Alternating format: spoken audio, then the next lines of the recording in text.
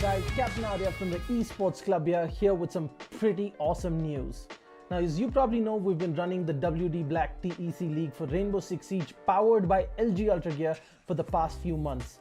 As we come into August with our final season of the league, we wanted to celebrate with you guys who have made this an amazing experience and an extremely successful esports event. We've teamed up with some of our favorite partners to give away an entire esports PC for one lucky viewer. Yes, one of you is going to take home a complete PC featuring some of these awesome parts. First up, we've got the LG Ultragear 27GL 650F gaming monitor, 27-inch, 144Hz, 1ms with an IPS panel to make sure you're at the top of your esports game without sacrificing picture quality. Then we've got an amazing lineup of accessories coming in from HyperX to make sure that you're always on top of your game. Cloud Stinger Core gaming headset. For the keyboard, you've got the awesome HyperX Alloy FPS RGB mechanical keyboard. Then your mouse is the HyperX Pulsefire Surge. It's got a brilliant RGB all around the mouse. For the mousepad, you've got the HyperX Fury S. That is the speed edition of the extended mousepad. And then of course for your memory, you've got the HyperX Fury RGB RAM. You've got 16 gigs at 3400 megahertz. Next up, we've got the WD Blue SN550 NVMe SSD to make sure you're spending as little time loading and booting up and spend more time gaming. And then of course, at the heart of this PC is the Ryzen 5 3600X CPU. Now, as you know it, at the heart of every gaming PC is a great GPU. So we've teamed up with Zotac Gaming to give you a brand new RTX 2060 because frames win games and there should be nothing between you and top of the line performance. Next up, we've teamed up with NZXT, who make some of the best and most premium PC components on the market. Powering your PC is going to be the C850 fully modular power supply, and your cooling solutions are going to be taken care of the Kraken X63 all-in-one liquid cooler. Now, we wanted to make this PC something truly special, and while the NZXT H510 Elite is a great cabinet for anyone, it wasn't enough. We teamed up with NZXT to give the winner of this giveaway a brand new NZXT H510 Siege Edition cabinet. This is a limited edition licensed Rainbow Six Siege themed cabinet from NZXT. There are only 500 of these in the world and just a handful coming to India. The side panels of this cabinet are themed in the wall and door reinforcement designs from Rainbow Six Siege, and there is an illuminated 6 icon on the front panel along with a 6 icon charm and a puck in the signature breach charge design, which is only available with the H510 Siege. And one lucky winner on this giveaway is going to get a full esports PC sitting inside this beautiful cabinet. Now that you know everything that there is in the giveaway, the question is how you can take part. Well, it's fairly simple. First, head on to the link in the description of this video. Once you're at the giveaway landing page, fill out your details and follow the instructions. First, head on over to Facebook, make sure you're following us. 2, make sure you're following the Esports Club on Instagram. And 3, make sure you subscribe to us on YouTube. Simple so far. Now the interesting part. In a 1-minute video on Instagram, tell us why you deserve this epic new PC from the Esports Club and all our partners. Make sure you follow the instructions carefully, use the right hashtags, tag the right accounts, and you can be one step closer to winning this epic setup. Now that's it guys, just a little bit of work and you can be one step closer to getting yourself your dream PC. I'm Captain Arya and this is the Esports Club, and we hope to see you in our next tournament.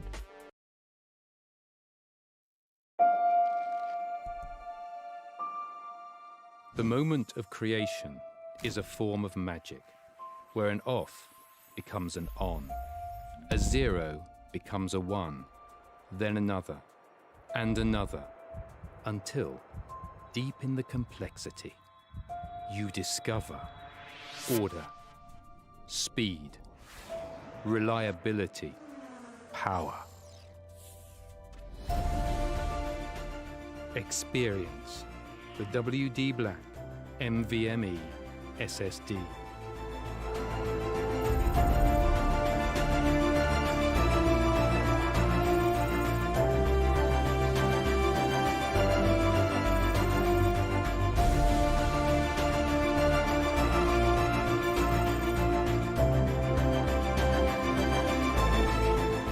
fueled by darkness. Level up to NVMe SSD performance.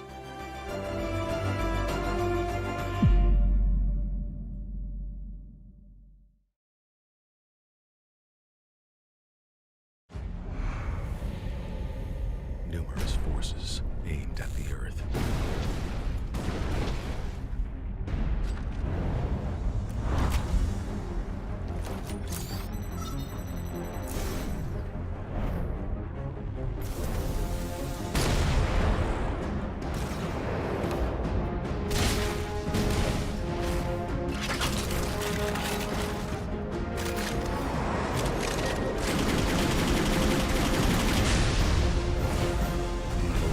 And injustice.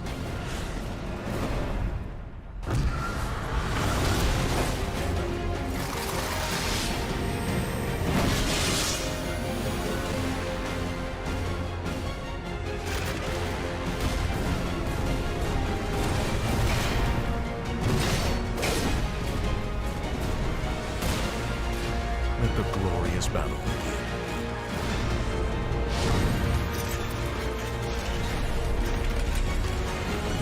Geared up for victory. LG Ultragear Gaming Monitor.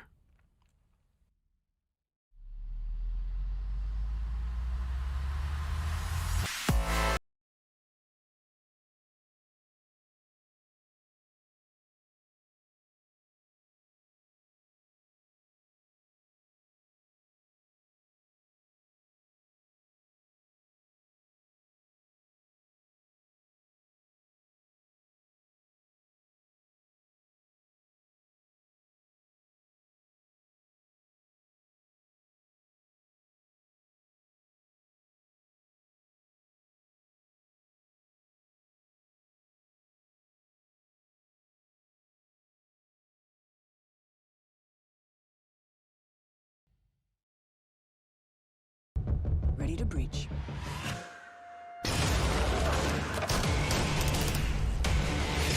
Go, go, go! Follow my lead!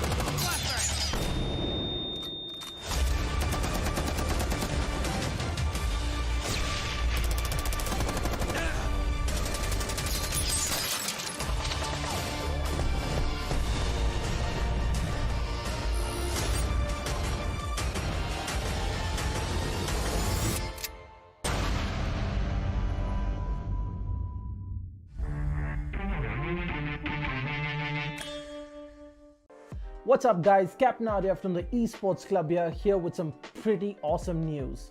Now as you probably know, we've been running the WD Black TEC League for Rainbow Six Siege powered by LG Ultragear for the past few months. As we come into August with our final season of the league, we wanted to celebrate with you guys who have made this an amazing experience and an extremely successful esports event. We've teamed up with some of our favorite partners to give away an entire esports PC for one lucky viewer. Yes, one of you is going to take home a complete PC featuring some of these awesome parts. First up, we've got the LG Ultragear 27GL 650F gaming monitor, 27-inch, 144Hz, 1ms with an IPS panel to make sure you're at the top of your esports game without sacrificing picture quality. Then we've got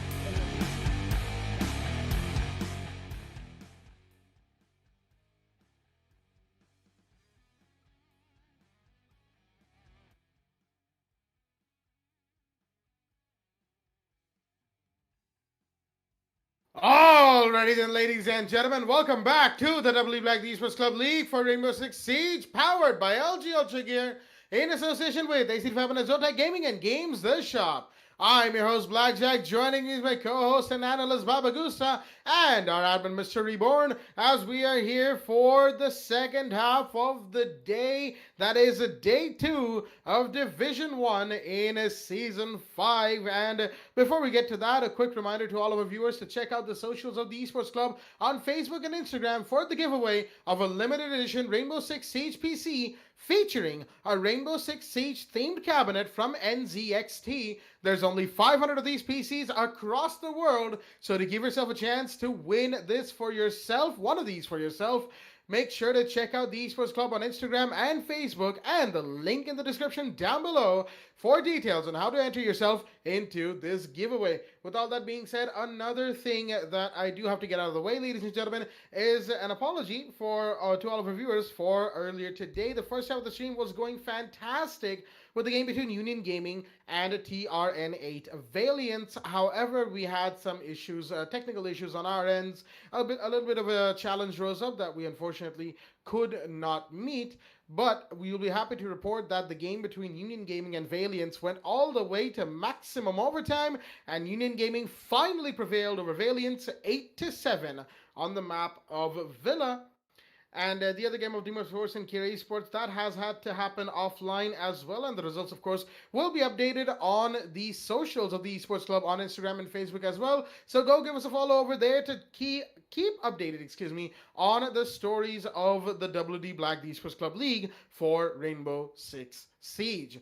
With all of that out of the way, we are finally going to, or at least about to, be underway with this third game, or well, I guess technically second game on stream, of the night. Virtual 5 Esports will be taking on Level 0 Esports. A huge game coming up, ladies and gentlemen. Both of these teams fantastic in their own right, as I'm pretty sure Baba Gusta has some thoughts to share on that. Baba, how do you do on this fine evening? Well, Jack, I've been doing really great. And coming to both of these teams, Virtual 5 Esports and Level 0 Esports, both of them have lost against a player. Now, Virtual 5 losing against TRN8 Valiants on map Clubhouse. It was basically 2 to 5 rounds on attack. It was Virtual 5's game. They were performing really well on attack, and after 6th round, when we actually see role swap where Virtual 5 had to go on attack, that's where Valiants made their move, performing their excellent dominance on defense. And so it's actually a really good turnaround coming in from TRN8 Valiants. On Virtual 5, when it comes to attack, they've only won one attack on Basement Church, and currently they're in the danger zone, and so do Level 0 Esports. Not a very great start from them as well, as they lost 7-1 against Kira Esports, I believe. They've only won one defense on Aviator Room. They had problems on their side on beginning. Basically, Level 0 Esports were using some of the old strategy tactics that they were using. They weren't using the Vama Jaeger combo, in which it wasn't even banned. And Level 0 decided to just, not just go with it. They'll just go with the usual Valk all by herself, holding on the bedrooms and the closets on map Villa, in which she can be able to use her black eye cams to get those intel as best as she can, go for the run out and get the kill. But unfortunately, Kira Esports were too well known for those. One against Level 0 Esports, and now both of them have to go up against each other to hopefully get to know who's going to, get that one important win. So, coming on to the standings, we're going to be seeing Virtual 5 Esports and Level 0 Esports, both of them being very down, losing both of those rounds. I believe they're in around 6th or 7th place. Coming to the community votes, Virtual 5 Esports is 62%. As we go back to Level 0 Esports, it has around 38%.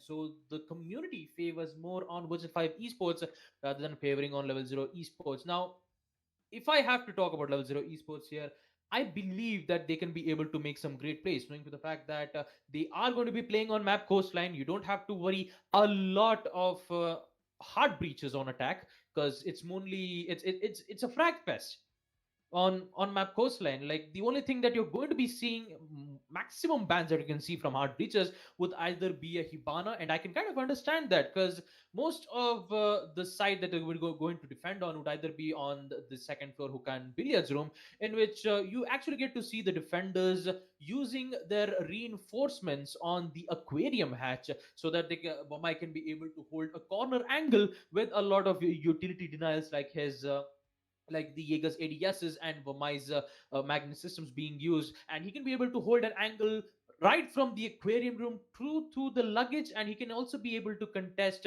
the aquarium balcony, in which it is one of the most strongest side. So there is a higher possibility that we might be able to see a Hibana ban. So yeah, other than that, it's quite really interesting to know to see how well that the room is performing.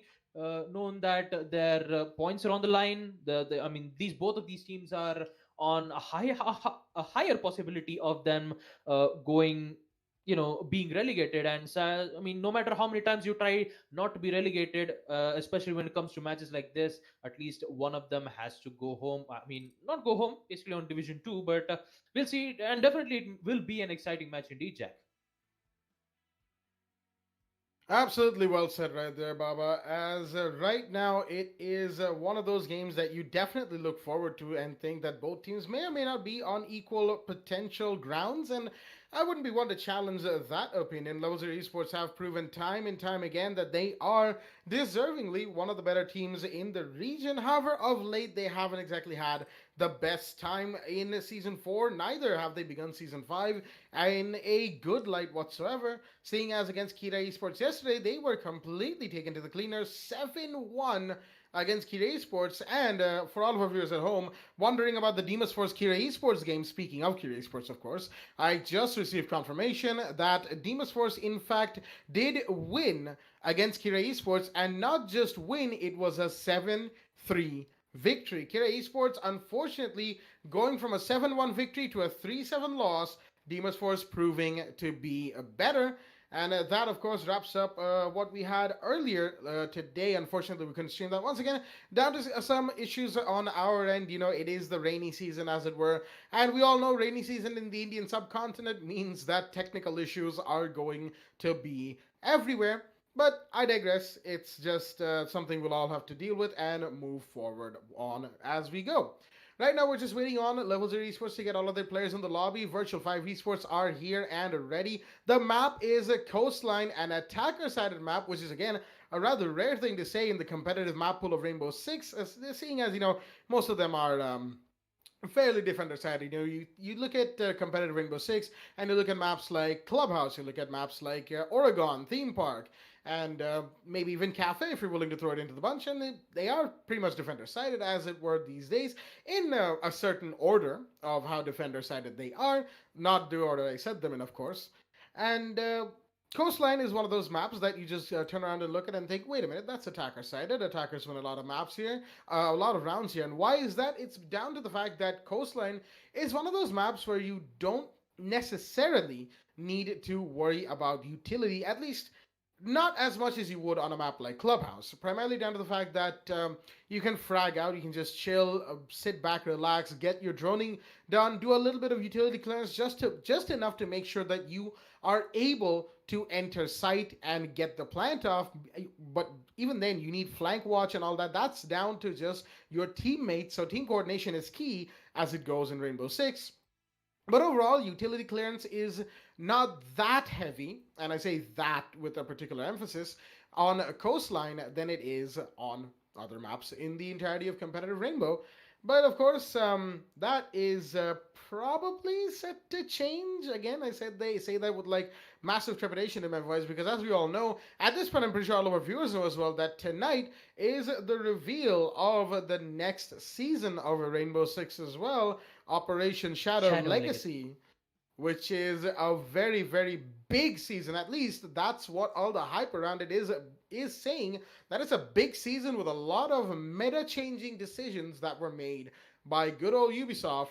As to whether or not that is true, we'll find that out much, much later, of course. The reveal has... there's still a few hours left from the reveal. Right now, we're just waiting on this game, because these two games, don't get me wrong, they are just as exciting as we hope that they would... as we would hope that they are, or at least should be, in this sort of a situation. I say, once again, I say should be, down to the fact that when it came to matches yesterday, we had a rather odd spring, shall we say, because we had Virtual 5 versus Valiance, a match that was the community favorite to be won by V5.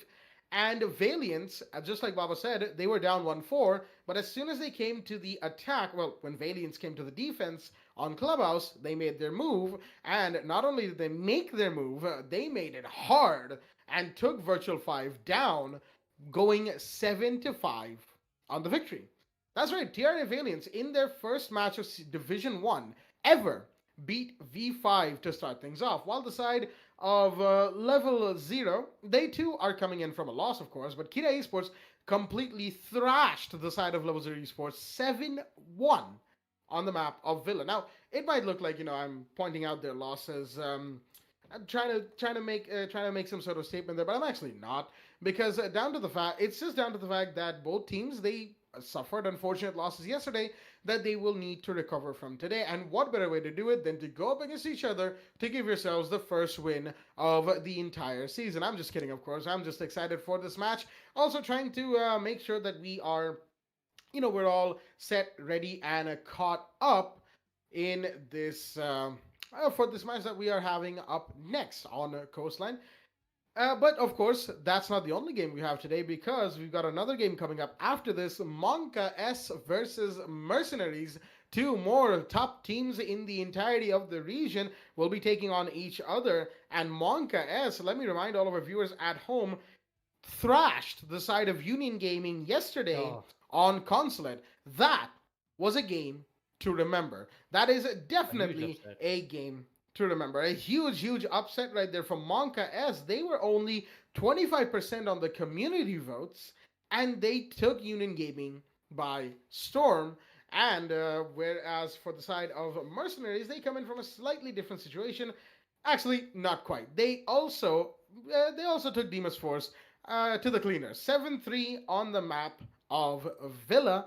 And I'm pretty sure all of our viewers are seeing a Villa trend when it comes to Division 1. I wouldn't be surprised if you do. But regardless, the teams of V5 and Level 0 are in, ladies and gentlemen. And we are going to be beginning with the first game today. It is Virtual 5 Esports taking on Level 0 Esports. The first game of the second half of streams on Matchday 2 of Division 1 Season 5. We're in the ban phase already, and Level 0 Esports are defending, which means they will have the first ban on this map, the first attacker ban, and the first ban entirely, as they'll be taken off the board, the NOMAD. No surprises right there. Coastline is a map that we get to see a lot of runouts, a lot of flanks, and a lot of juke plays on, and that's where you want to make sure that you have, the map control, it doesn't sway towards the side of the attackers. Nomad is one of those operators who can make that happen, and Level 0 Esports quite smartly banning the Nomad,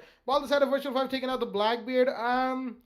It's not a very common ban, as they also banned the Valkyrie right there, a very common ban right there. So an uncommon to a common ban, but I'll get to that right now. Blackbeard is, don't get me wrong, Blackbeard is a very divisive operator in Rainbow Six. That goes without saying. He breaks one of Siege's golden rules, the one-shot headshot mechanic. And say what you will about lag or hit reg, Blackbeard is literally out there saying, nope, you cannot one-shot headshot me. And that is why he is seen as a rather divisive character. He's off the board. Valkyrie, Intel, C4, MPX, need I say more, as the last ban of the map is going to be the Echo. Once again, Yokai Jones, Impact Grenades, and the MP5 SD.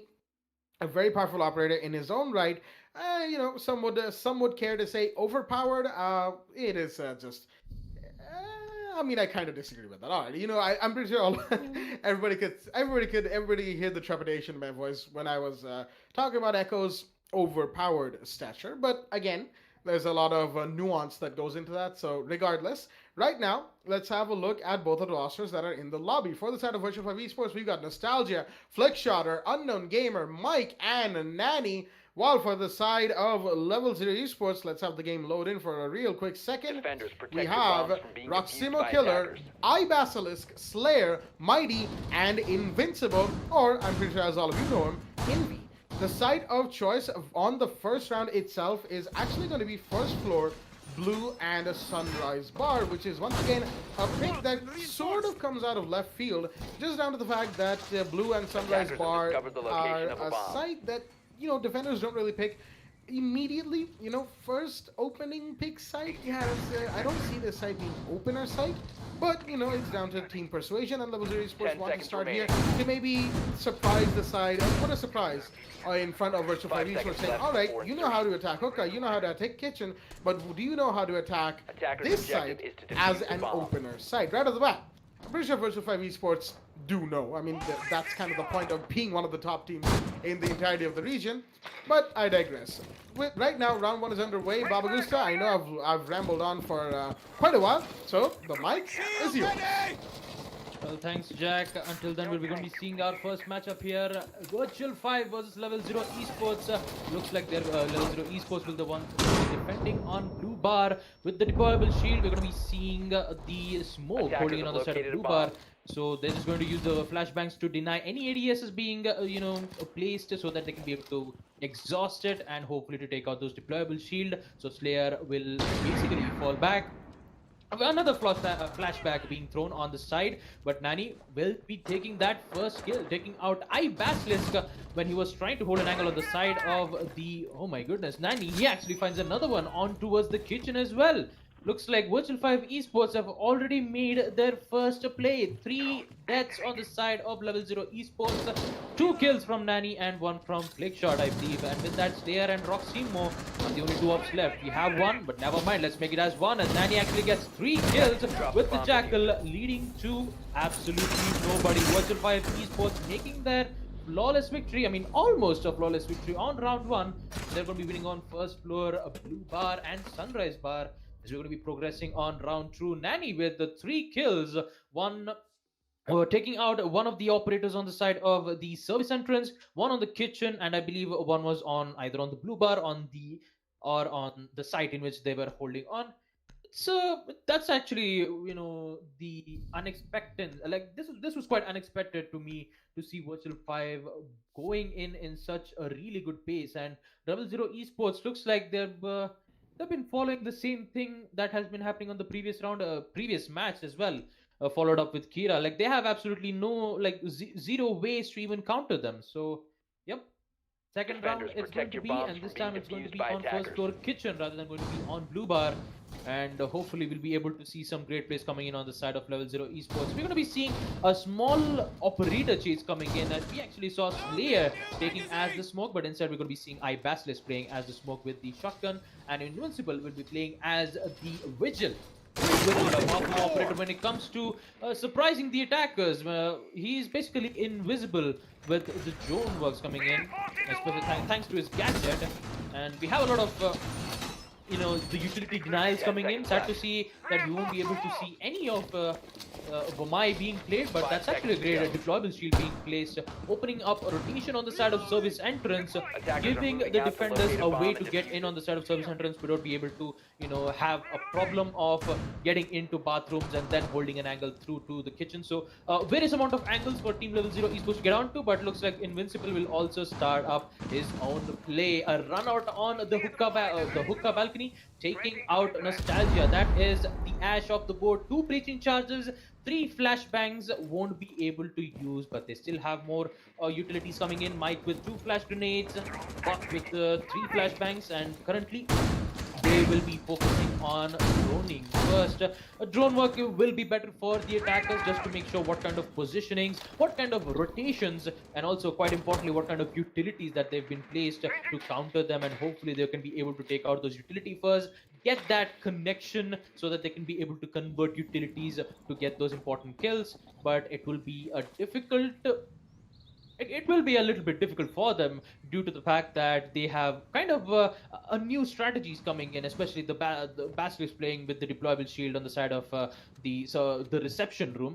Meanwhile, we're going to be seeing Nani trying to gain control on the theater rooms as Buck is going to start his work with his skeleton key, opening up the walls on the side of service entrance and also on the bathroom, in which Basilisk is holding on. Not on the bathroom though, on the rotation on the side of the service entrance. So I guess that's the reason why they actually made a rotate in which they can be able to get off without having any problems of dealing with those the vertical controls being displayed on the side of Virtual 5 Esports. But with the one man down, thanks to Envy going for that incredible spawn peak, it's going to be a little difficult for Virtual 5 Esports to make this connect. A lot of shots being fired in from Nani himself, and he will confirm that kill, taking out Slayer. The Scorpion Evo and her Grismoth mines won't be in effect unless and until she actually placed it in a particular positioning. Now, the man count is equalized on both the teams, and they've got the confirmation that there is a rotation being made. I just keep saying that they just kept on using the rotation holes being made from the reception room, but I just kind of like how Gridlock actually took control on the laundry room, because most of the plays we actually did see, especially when they tried to plant on the side of kitchen, there would always be that one operator on the side of laundry room to take out one of the operators, and looks like Envy tried to, goes for a gunfight against Nani. Eventually kind of succeeds, but he will still survive. The only problem is the contesting for the attackers is going to be a little bit difficult, especially for Nani to deal up against. 20 seconds left. Smoke canisters thrown on the side of kitchen, and Mighty will be able to get that kill. And just like I was saying, that was in the laundry. No, never mind. That wasn't in the laundry room. But look at that unknown gamer with the F90. He's going to take out two of those players, clearing the way on the side of kitchen, but they don't have enough time. He actually gets the third one. Unknown gamer with a triple kill. But where is the diffuser? Diffuser is being planned on the side of service entrance, but no, they don't have enough time. Level 0 Esports will actually win their defense on round 2. Despite Gridlock getting those 3 important kills on the side of kitchen, it would have been better for them to plant on the side of kitchen, but sad to say that Sledge was trying to plant on the service entrance, in which none of those walls was reinforced, giving the defenders a pre-fire. And with that, Level 0 Esports will claim their first defense win against Virtual 5. It was a very, very, very good attempt from the side of Unknown Gamer. The man pulled off an immensely beneficial triple kill for his team. He was looking for the quad. More importantly, he was looking to provide cover for his team. Unfortunately, his teammate, the Sledge, who wanted to go for the plant, was not able to because he was being shot at from the reception desk through the bathroom door and the soft bathroom wall. And that, unfortunately, was more than enough to stop the plant from the side of Virtual 5. That's why we're seeing Level 3 Esports have taken their first round on board, ladies and gentlemen. And it is the first round that they've put on. And that means, of course, the early game equalizer is in between these two teams. Right now, the site of choice is actually second floor hookah. And looks like the side of Level 3 Esports have realized that they didn't really execute Blue Bar properly, at least the bar's site, to the best of their ability. That's why they will be going back there for the time being. Attackers are heading out to action phase is in as the side of Level 0 are just finishing their setups right now, putting down the last deployable shields, last piece of utility. Envy once again with the spawn pick, this time on the Mozzie, the Commando, and the red dot on the white stairs window. But there's nobody towards the APC area. There's somebody at the Lamborghini. He's gonna see him, he's gonna fire, but no, he's missing a lot. He's finally gonna find Nani's feet and take him off the board, as unfortunately the Jackal's shins were exposed past that car. That vehicle betrayed him, and Nani is unfortunately 6 feet under. Nostalgia is inside of offices. You gotta be careful, mind you, as there's a Legion on top of the office hatch that can be used to take him out of the board. And that, of course, is Basilisk, who's holding a vertical angle as well, which is gonna probably prove to be problematic for the side of Virtual 5 Esports if they want to push through the offices into Blue Bar and then towards a site through the Cool Vibe stairs. Although, Cool Vibe stairs usually isn't as... I wouldn't say Cool Vibe stairs is exactly a pushable area. Although then again, I personally don't like to push that place because I just get shot in the head every single time. The alibi is being spotted by Jones. Flickshotter doing his due diligence. Mighty's pulled back into the hallway as the opening of the doors is going to be spotted out. He's going to be flashbangs in to try and deny, but Mighty's going to go down to Unknown Gamer instead. And that was the F90 of the Gridlock from the roof, apparently, finding the alibi where she stood in the hallway.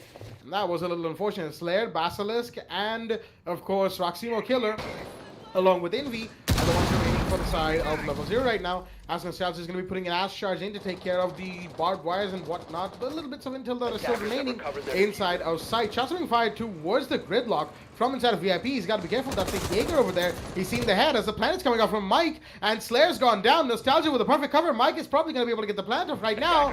And yes, he will. The Mozzie manages to escape from the F90 of the Gridlock on the roof. As impact grenades are going out, Mike has been downed off of that. That's a pretty sweet impact right there. And now the side of the attackers have to rally to defend this diffuser. Mike is down, and there goes the axe. One more on the windows off the board. As looks like there will be some vertical defense. Oh dear me, that C4 could have been deadly. As Basilisk is going for the counter defuse. Do they know? Yes, they do. Vertical is in, and Flickshot will manage to get one. And there goes the Mozzie as well. Unknown Gamer with the double and the triple. Roximo Killer and Envy, both of them peeking, trying to get at the diffuser. Unfortunately, the F90 on the Gridlock proved to be just too much for them to handle. And the Australian is going to be the one to secure things for the side of Virtual 5 on round 3. As second floor hookah goes to them, and V5 have taken the early game lead once again, 2-1 on round 4. Unknown Gamer making his plays known, making 3 kills back to back, and just like we see it on the scoreboards, 7 kills in 4 rounds. That is insane, and that too coming in from a heavy anchor with the gridlock, those track stringers working well in their favor. And yeah, I just really have to give appreciation to Invi with that early spawn kills. He actually did succeed getting those 2 early spawn kills 2 times in a row, and it should be, and it would be wise for Invi to not go for that spawn pick yet again, because if you you fool them once, it's all right. It's our mistake to do it again. Fool me twice, all right. This is actually not bad. But if you fool them thrice, shame on you, I guess. I mean, that's basically kind of a reference that I did, but unfortunately did not find out to be funny. I mean, well, yeah, that is pretty much how it goes. So you know. Yeah, I mean, I just did not say it at the right form. So, anyways, back to the round 4. Virtual 5 Esports forming really well on attack, 2-1 in favor for them. We will be proceeding on to action phase, and looks like Invi is actually going to do it yet again. 3 times a charm, and will it succeed? Actually, no, it doesn't. So he has to fall back, and that he was actually going up against Unknown Gamer. So I mean, with that high frags going in, it would have been very deadly if Invi would have gone out from that early kill. But well, glad to see that he's alive, but he will, however, get tagged from Nostalgia when he was trying to hit, he was trying to just going for a normal shootout in the windows of the Sunrise bar. He actually did tag quite a little bit, but no problem. Slayer is there. He's going to juice him back up to 100 HP, but not to Nostalgia. Meanwhile, we're going to be seeing a flick shot with the diffuser playing as the Buck. So his main probability may be opening up the hatch of the bathroom, which is currently near to the penthouse. Hopefully hold an angle to get it. And since the site is on second floor hookah, we actually did see Mike with the diffuser planting at the doors of Hookah Lounge. Knowing that there weren't any operators currently being present, they had control on Sunrise Bar, and they did not had any problems at all. He's going to be using a breach charge to open up. Oh my goodness, that is actually really good. Using the breach charges to evade, but Nostalgia taking out Mighty in such a great ways, not able to waste 2 of those utilities, just one, using the sledgehammer to open up 1 current wall, and the Ash Touch go in for the finish. But needs to get not in because he's holding on the blue stairs. Will, however, tag the sledge, but here there is 2 operators being present on the side of the office. That is Ash and the Mike, Nostalgia and Mike. Currently, they've been low on HP. That is the sledge himself. So his nade should be very useful, but if he gets taken out, it's going to be a lot of problems to deal with.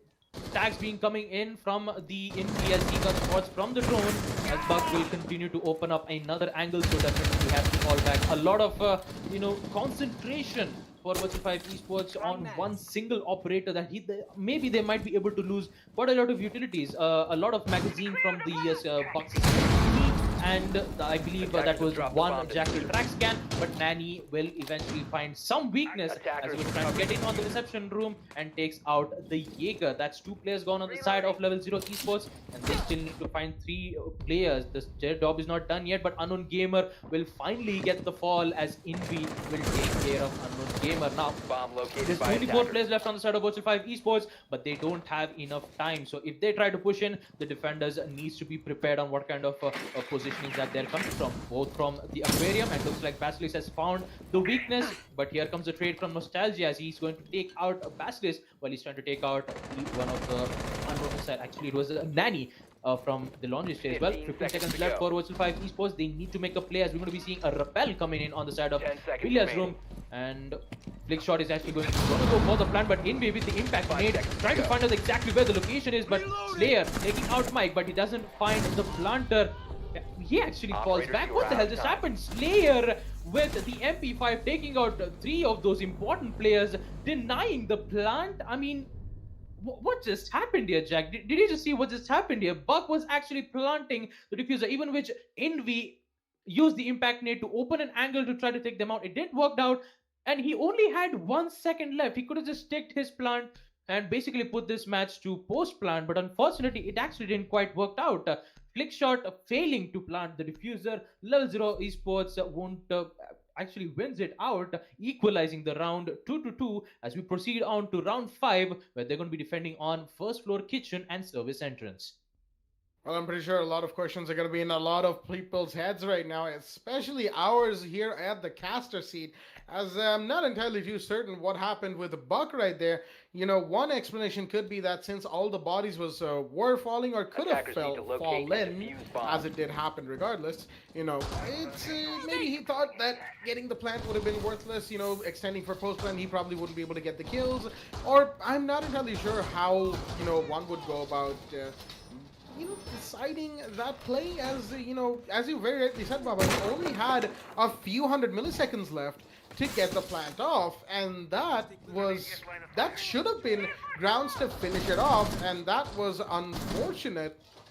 And yeah, that's really unfortunate, ladies and gentlemen, as round 4 goes to the side of Level 0 Esports. Just down to the fact that that didn't happen, and the regular match timer did end up finishing. Now, I'm not sure if there's a bug or something that resets the timer, shows that it's done. But if there is, then maybe that was the case, that just happened. Envy, he's trying to go for yet another run out. Look at this, man. The guts on him are real. However, he's not going to be finding anyone just yet. At least no one spawned in the ruins area, and he's a little too late to go for a spawn peek regardless. Nobody's even repelling there, so Envy, he can just pull back, relax, and chill inside of the building. I was gonna say inside of sight, but Envy, I don't think he's gonna be playing inside of sight until anytime soon. Right now, attackers have dropped the bomb.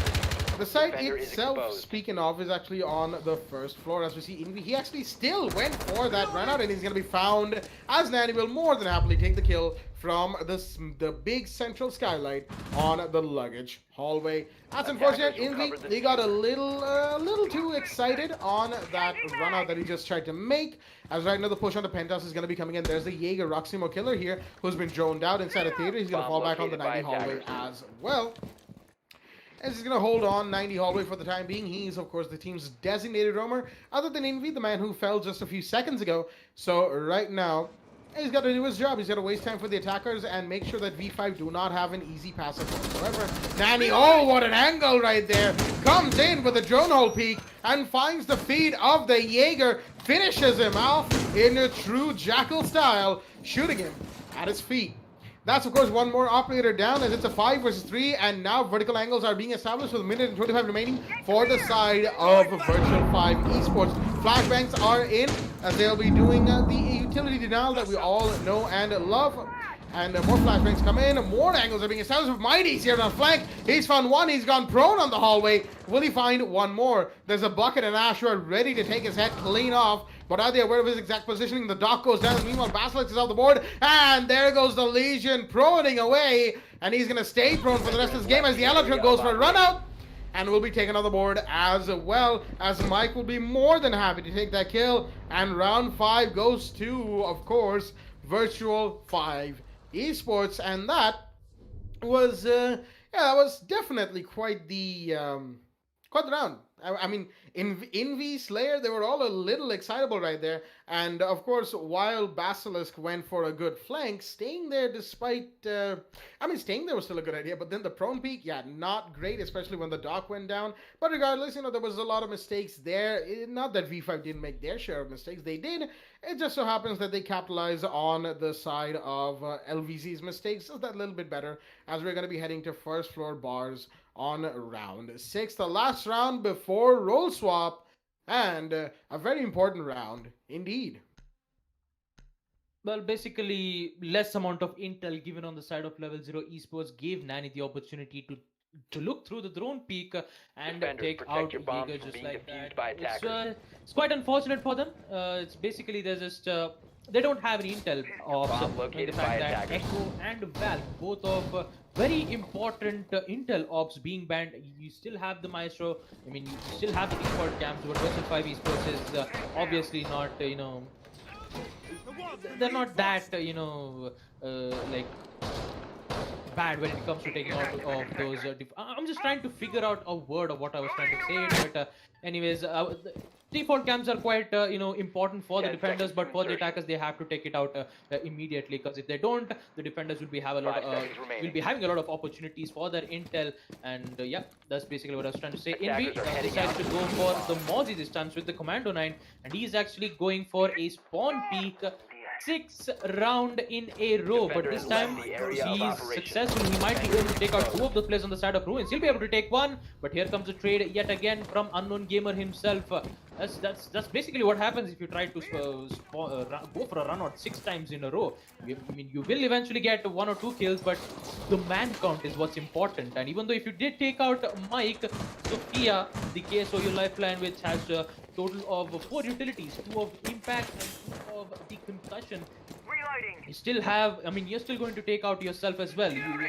Mozzie has a C4 and also a pest control, basically be able to deny any drones coming in from the site as well. It's basically a mini mute, just for the fact. The only thing is that you actually get to control the drone and blocking it. A lot of flashbangs being thrown by Flickshot and the Ash Nostalgia, as they're trying to exhaust the ADSs coming in on the side of Sunrise Bar, but unfortunately there is no deployable shield being placed on this on the corner side of the blue bar, the Sunrise Bar, but instead there is a deployable shield near the bar of that specific site here. Diffuser dropped on, I believe, the Hookah Valkyrie, and currently they're just trying to gain control from Flickshot so that they can be able to make a vertical lines of sight to hopefully try to push off Mighty or iBasilisk, who's been playing in a crossfire angle, so that they can go for a plant. But the only thing that they need to be careful is Roxy playing on the side of the Reception and Slayer, who is currently been holding on the billiards room.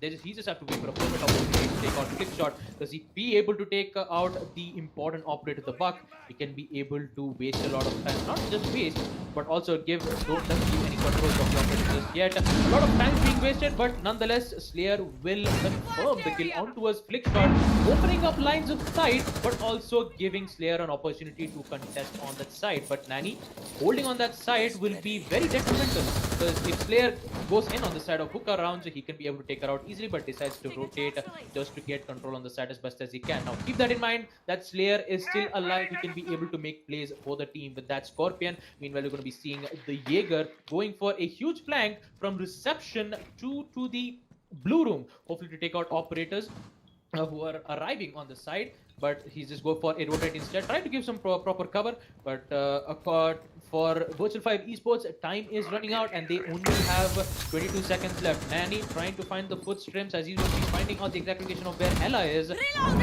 she is going to be in a lot of trouble. She's going to be tagged 2 times. 12 seconds left. A lot of angles for Nani to take care of, as he's going to take out one of the operators as Unknown Gamer goes for a plan. Actually denies from Jaeger himself. Roximo Killer denying the plan coming in for Virtual 5 Esports, and with that they're going to be winning. Level 0 Esports winning their round 6 on defense, equalizing the rounds against Virtual 5 Esports. A great place coming in from Jaeger as he eventually takes out the planter, giving them the win that they deserve. And with that, we'll be proceeding to round 7, a role swap, as we're going to be seeing Virtual 5 Esports going on defense, and this time they'll be defending on second floor Hookah Lounge. A perfect attack thanks to Unknown Gamers with the gridlock plays, but this time when they're on defense, let's see how well that they're going to perform. Absolutely right there. V5 are now on defense and Level 0 are now on attack. That is, of course, the rules of the round 7 role swap. And Level 0 Esports, they are going to be bringing in as much of the heat as they can, seeing as it is 3-3 on the score line between both of these teams. So that's pretty big right there, seeing as, one would have thought, seeing rounds 1 and 3, that maybe Virtual 5 Esports would be able to take it 4-2 going into roll swap, maybe not too far out from that. However, Level 0 have been able to hold on very, very well indeed. And that denial coming in from Roximo Killer, who was playing the Jaeger right at the end, bravely running through all the smoke, all of the gas that the smoke himself had thrown in. Everything, he just ran through the fire and flames, metaphorically, to get the denial in. And unfortunately, Nani the Jackal was caught on the second floor, not too close to sight, not even close enough to sight to make a retrieval in time. Second floor Hookah decided to charge from V5, a much more much more traditional opening side coming in from, of course, the defending team right now. Unknown Gamer with the Alibi, Nanny with the Jackal. Both of them will be looking to make those plays happen, ladies and gentlemen. And, of course, we've got the Maestro in play from Nostalgia as well. Already, you can see the Alibi Prisma's working out as Envy was actually spotted for a quick second right there, because I think he just pre-fired a window or something like that and accidentally shot one of Alibi's Prismas. But it is what it is, you know. Sometimes you just you shoot at what you think is an operator, and then it ends up being a fake, you know, an image projected onto some sort of holographic platform. Now it's just sci-fi talk that I'm getting into, but I'm gonna smooth past that, smoothly run past that. That's not smooth. I'm just gonna move past that nice and quickly. As right now, bit of a standstill coming in. Level 0 Esports, of course, they're doing some pre-firing, opening some doors and all the windows and whatnot, as the visual has been spotted inside of kitchen. Envy might be going for a play right now on Nanny, as Nanny's pre-firing away at the kitchen window. He's going to be holding it down here in the first floor.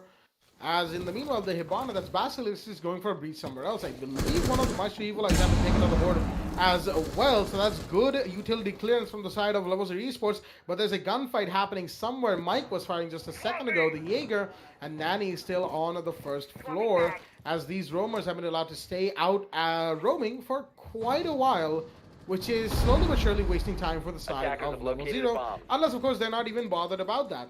There's the default angle coming in onto VIP Lounge all the way towards the pink couches area, as Flickshot's got his smoke canisters ready. Envy's taking a lot of damage right here, and he's probably going to be taking even more damage if he's not careful. Nostalgia is more than ready to take his head clean off, end his misery, while Mighty's taking some damage from a gas canister of the smoke.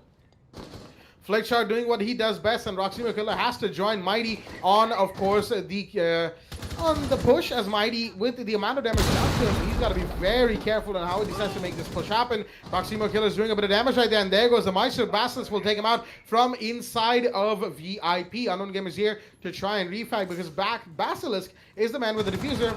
Wow, we've got a Nanny versus Mighty show coming in. Basilisk actually finds one. Flickshot is off the board, but he's off the board as well, as Invincible's prone in the hallway. Unknown Gamer, does he know of this peak? I don't think he does. Roximo Killer's here as well. Unknown Gamer's going to pull back, as Envy's going to push up with the diffuser. He's got to get to side, but Nanny's going to take him off instead. And there goes Mighty as well. Nanny with the double has just pulled things out for the side of Virtual 5. Maybe Roximo's holding down the blue stairs. The Slayer's going for the plant. Nanny has to come back. He's going to fight the Zotac. He will. Will he get the planter? It's all down to the Twitch, who will actually find the Vigil, which means it's technically a 1v1. Unknown Gamer versus Slayer. And Slayer will actually win that, taking down both Unknown Gamer and Nanny. The plant goes off, extending the timer, and a chaotic round finishes in favor of Level 0 Esports on the attack, and they will take the lead finally away from the side of Virtual 5 Esports, as they are now 4-3 up on round 8, and we're going to be heading back to Hookah Lounge and Billiards on this round.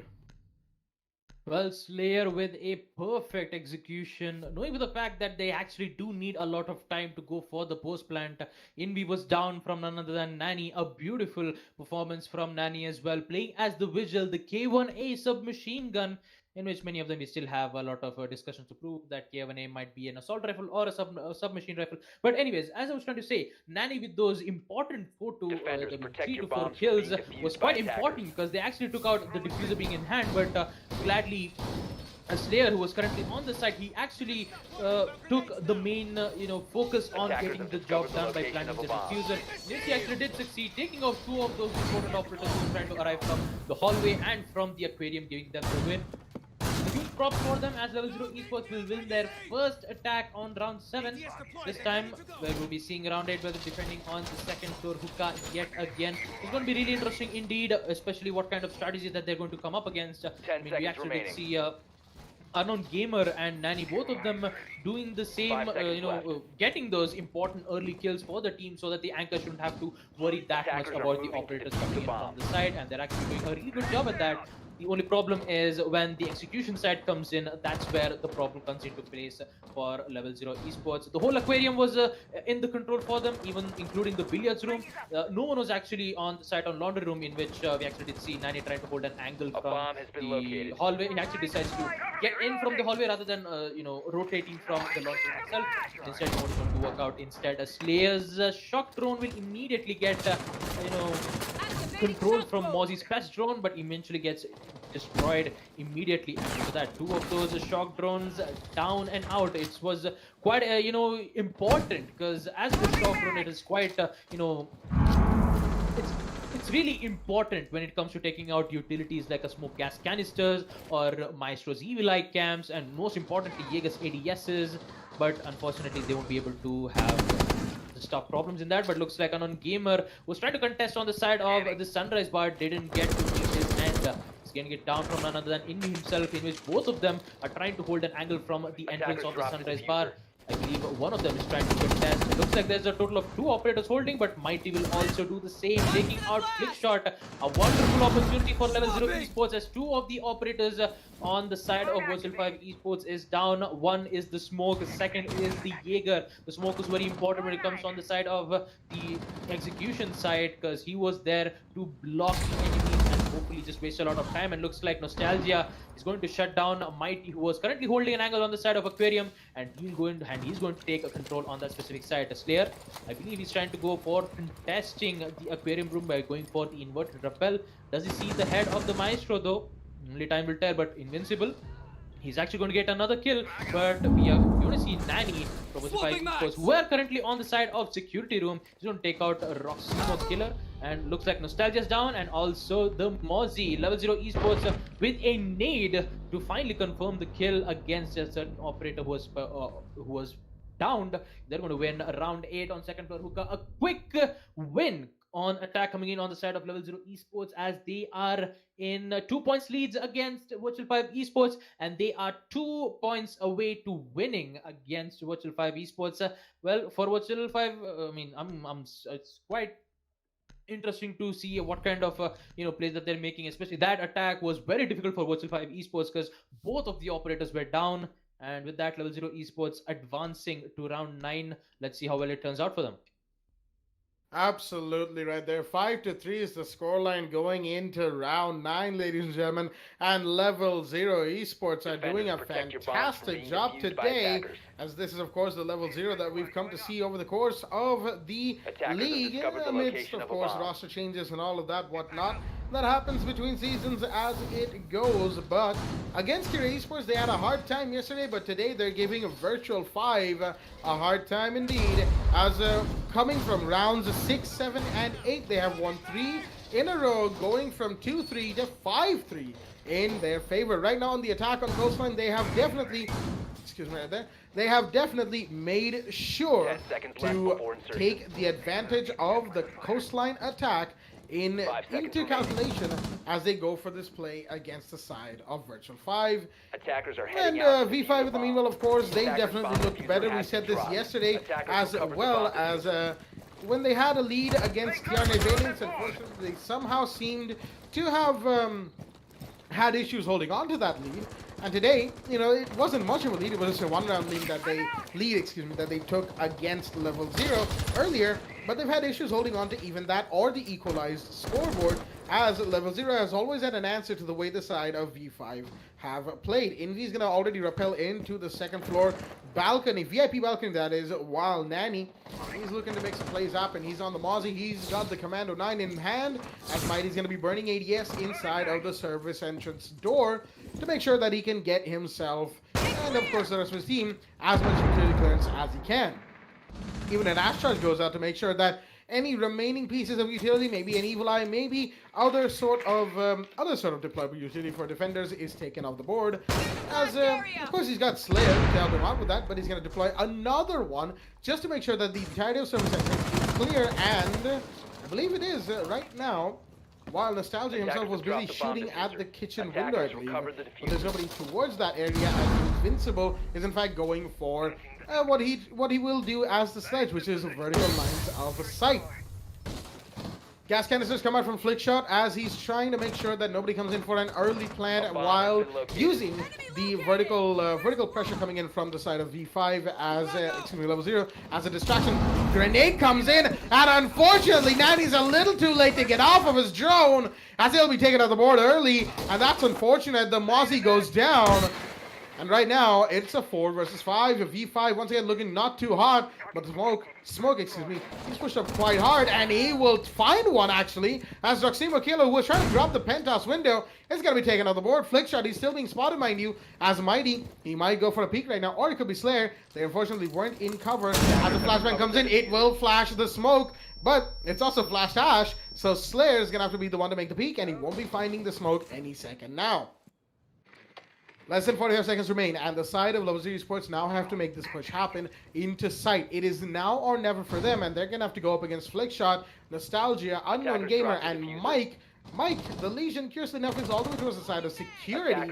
He's going to have to fall back to side very shortly as well. Unknown Gamer is actually going to find Basilisk in the meanwhile. That was, of course, the attacker trying to make a pincer movement happen, but the Ash is in. He's found one. Will he go through the rotator of the door is the real question here. There's a Jaeger and a Maestro trying to contest him, and the Maestro's going to lose as the Ash takes another one. Slayer finds Mike in the meanwhile. It's a 1v3 for Unknown Gamer. He's found Mighty, but he's going to have to find one more. He's got the triple. Will he get the quad? No, he won't. He is denied, as Envy will take the final kill and deny the Jaeger the clutch. And that, ladies and gentlemen, is going to be the side of Level 0 Esports hanging on to their lead, and not only hanging on, but consolidating it even more. They are now 6-3 up on round 10, but more importantly, they are on the match point. We're headed back to First Floor Kitchen from the side of V5, who are desperately looking to stay alive right now, as that defense had very nearly worked out. Unknown Gamer very nearly once again making a clutch happen, but it just wasn't enough. It was too little, too late.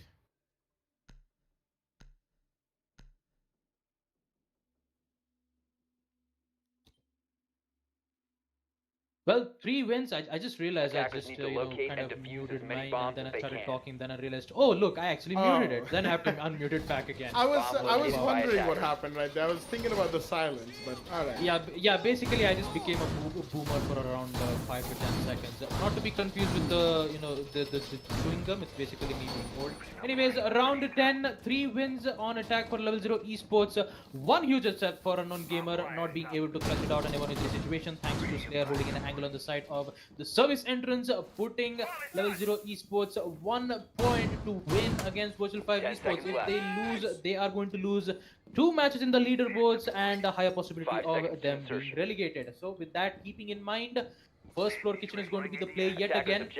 Unknown Gamer with a great attempt, but I believe he won't be able to find a Slayer's shock drone right behind him, in which will be able to get a great amount of info on where exactly his location is, and this actually might work out in the favor of Level 0 Esports. They are, dominating on the side of attack. Level 0 Esports, especially with the Slayer and Mighty, with a great push coming in, and looks like one of the drones will be hacked from the Mozzie. Is going to be using, sorry, my apologies. He's going to be using the shock drone. Well, he actually sees the shock drone right from behind him when he was trying to hold an angle. He's going to find that. Now it's a drone versus drone attack. Slayer versus a Nanny.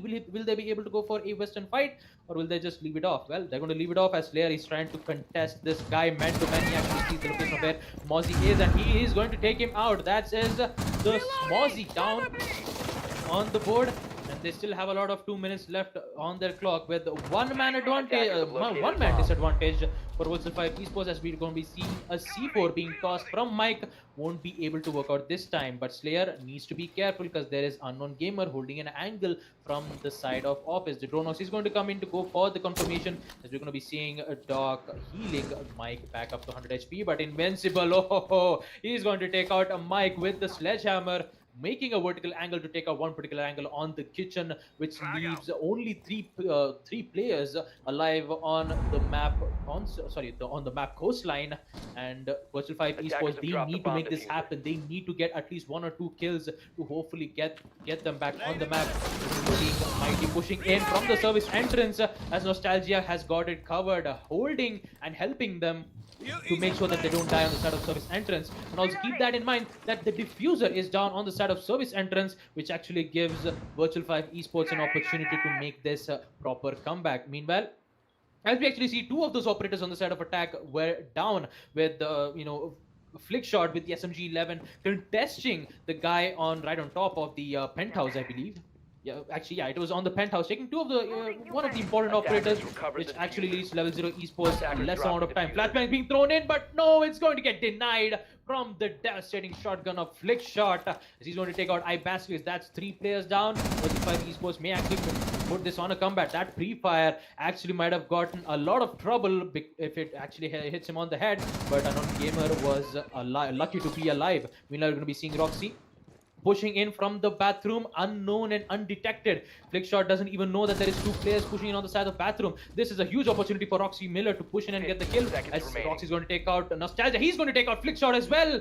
The only operator remaining is Unknown Gamer, who's currently holding on the side of hallway. He actually did see him almost clutching out in previous round. Will he be able to do it again? Roxy going to plant on the service entrance, as we're going to be seeing Unknown Gamer waiting for the timer to go down to 0. And this time it is a post-plant situation coming in on the side of Unknown Gamer. A 1v2 clutchable situation. A lot of HP beans gone down. Doesn't see the guy prone out. And there it is.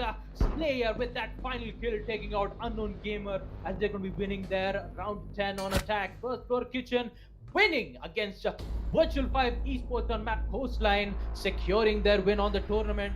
And my goodness, this is a really great improvement coming in from level 0 Esports, better than the previous one. That one is for certain, Baba Gusa. Better than the previous one is probably an understatement, going from a 1-7 loss to a 7-3 victory in the span of 24 hours. Level 0 Esports have turned things around.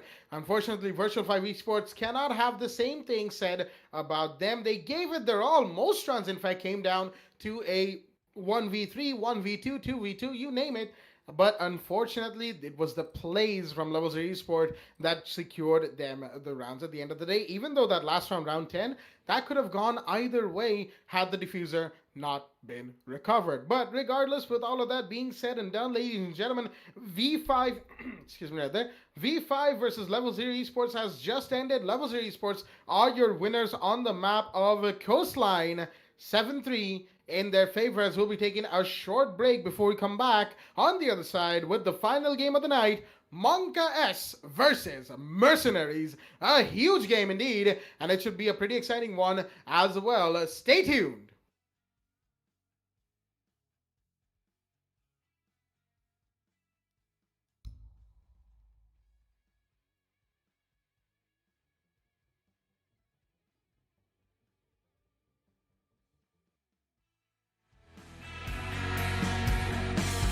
What's up guys, Captain Arya from the Esports Club here with some pretty awesome news. Now as you probably know, we've been running the WD Black TEC League for Rainbow Six Siege powered by LG Ultragear for the past few months. As we come into August with our final season of the league, we wanted to celebrate with you guys who have made this an amazing experience and an extremely successful esports event. We've teamed up with some of our favorite partners to give away an entire esports PC for one lucky viewer. Yes, one of you is going to take home a complete PC featuring some of these awesome parts.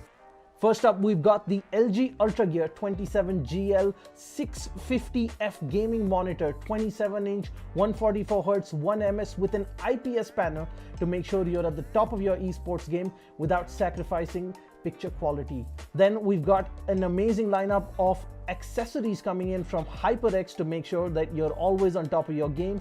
Cloud Stinger Core gaming headset. For the keyboard, you've got the awesome HyperX Alloy FPS RGB mechanical keyboard. Then your mouse is the HyperX Pulsefire Surge. It's got a brilliant RGB all around the mouse. For the mousepad, you've got the HyperX Fury S. That is the speed edition of the extended mousepad. And then of course for your memory, you've got the HyperX Fury RGB RAM. You've got 16 gigs at 3400 megahertz. Next up, we've got the WD Blue SN550 NVMe SSD to make sure you're spending as little time loading and booting up and spend more time gaming. And then of course, at the heart of this PC is the Ryzen 5 3600X CPU. Now, as you know it, at the heart of every gaming PC is a great GPU. So we've teamed up with Zotac Gaming to give you a brand new RTX 2060 because frames win games and there should be nothing between you and top of the line performance. Next up, we've teamed up with NZXT, who make some of the best and most premium PC components on the market. Powering your PC is going to be the C850 fully modular power supply, and your cooling solutions are going to be taken care of the Kraken X63 all-in-one liquid cooler. Now, we wanted to make this PC something truly special, and while the NZXT H510 Elite is a great cabinet for anyone, it wasn't enough. We teamed up with NZXT to give the winner of this giveaway a brand new NZXT H510 Siege Edition cabinet. This is a limited edition licensed Rainbow Six Siege themed cabinet from NZXT. There are only 500 of these in the world and just a handful coming to India. The side panels of this cabinet are themed in the wall and door reinforcement designs from Rainbow Six Siege, and there is an illuminated 6 icon on the front panel along with a 6 icon charm and a puck in the signature breach charge design, which is only available with the H510 Siege. And one lucky winner on this giveaway is going to get a full esports PC sitting inside this beautiful cabinet. Now that you know everything that there is in the giveaway, the question is how you can take part. Well, it's fairly simple. First, head on to the link in the description of this video. Once you're at the giveaway landing page, fill out your details and follow the instructions. First, head on over to Facebook, make sure you're following us. 2, make sure you're following the Esports Club on Instagram. And 3, make sure you subscribe to us on YouTube. Simple so far. Now the interesting part. In a 1-minute video on Instagram, tell us why you deserve this epic new PC from the Esports Club and all our partners. Make sure you follow the instructions carefully, use the right hashtags, tag the right accounts, and you can be one step closer to winning this epic setup. Now that's it guys, just a little bit of work and you can be one step closer to getting yourself your dream PC. I'm Captain Arya and this is the Esports Club, and we hope to see you in our next tournament.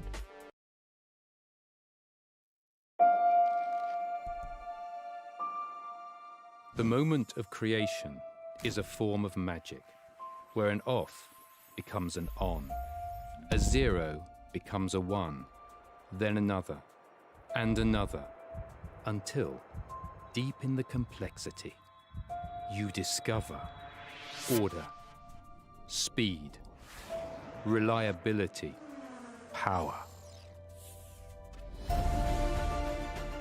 Experience the WD Black NVMe SSD.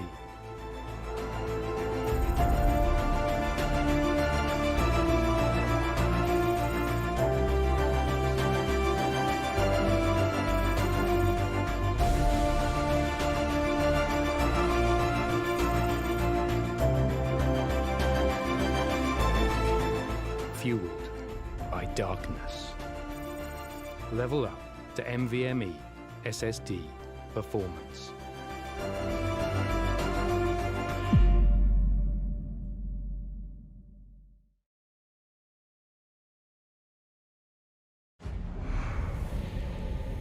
Numerous forces aimed at the Earth.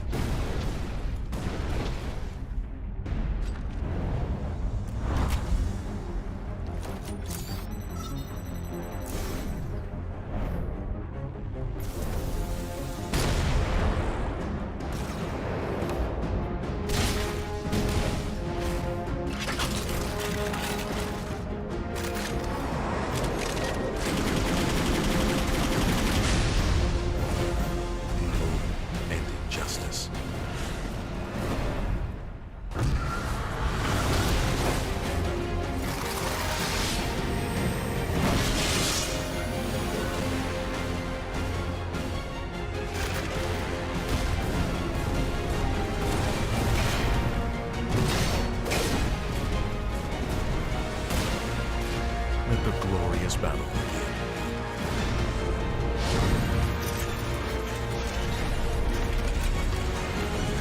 Geared up for victory. LG Ultragear Gaming Monitor.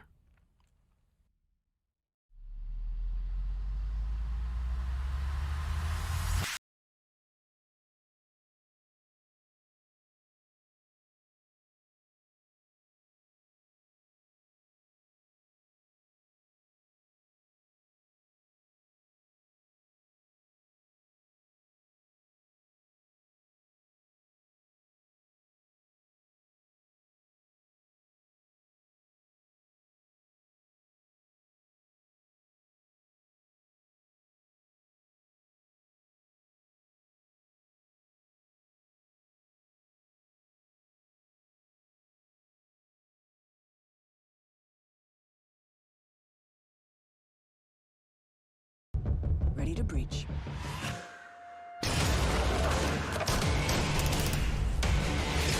Go, go, go! Follow my lead!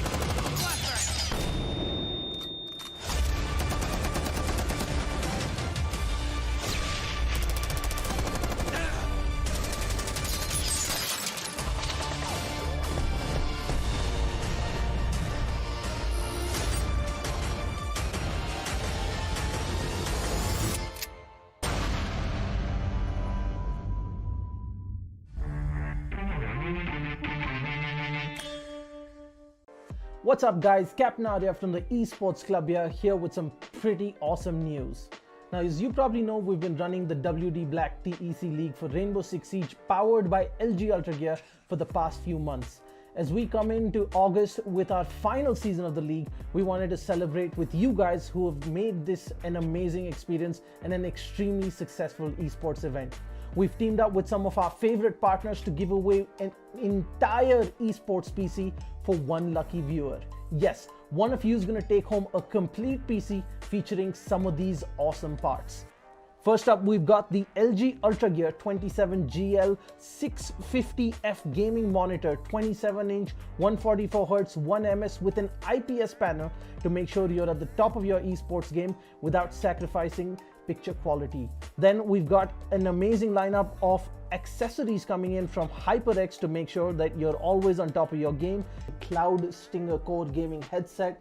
For the keyboard, you've got the awesome HyperX Alloy FPS RGB mechanical keyboard. Then your mouse is the HyperX Pulsefire Surge. It's got a brilliant RGB all around the mouse.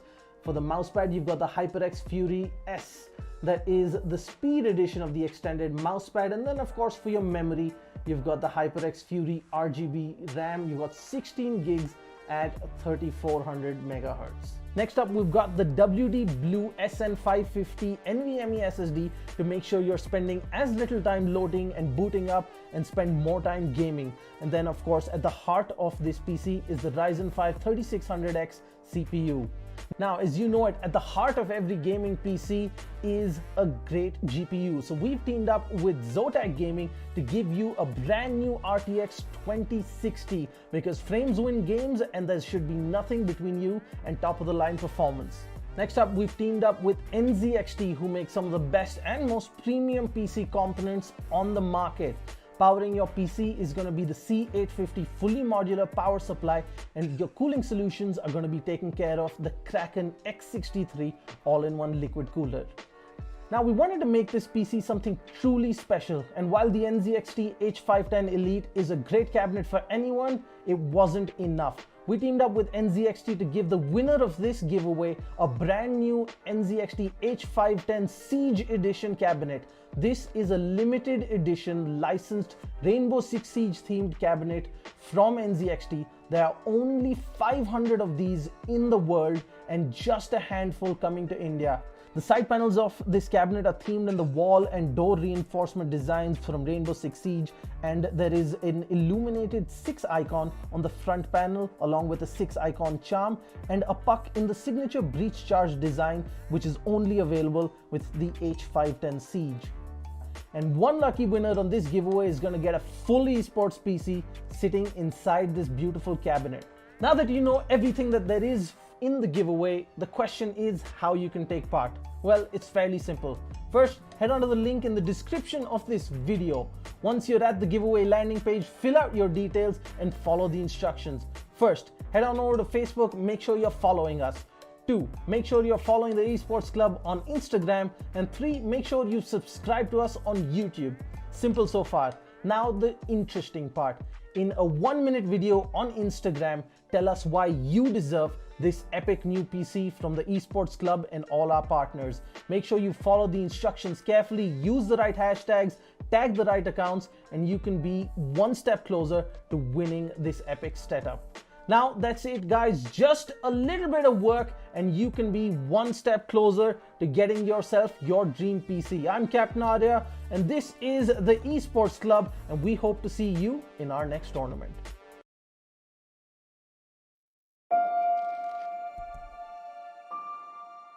The moment of creation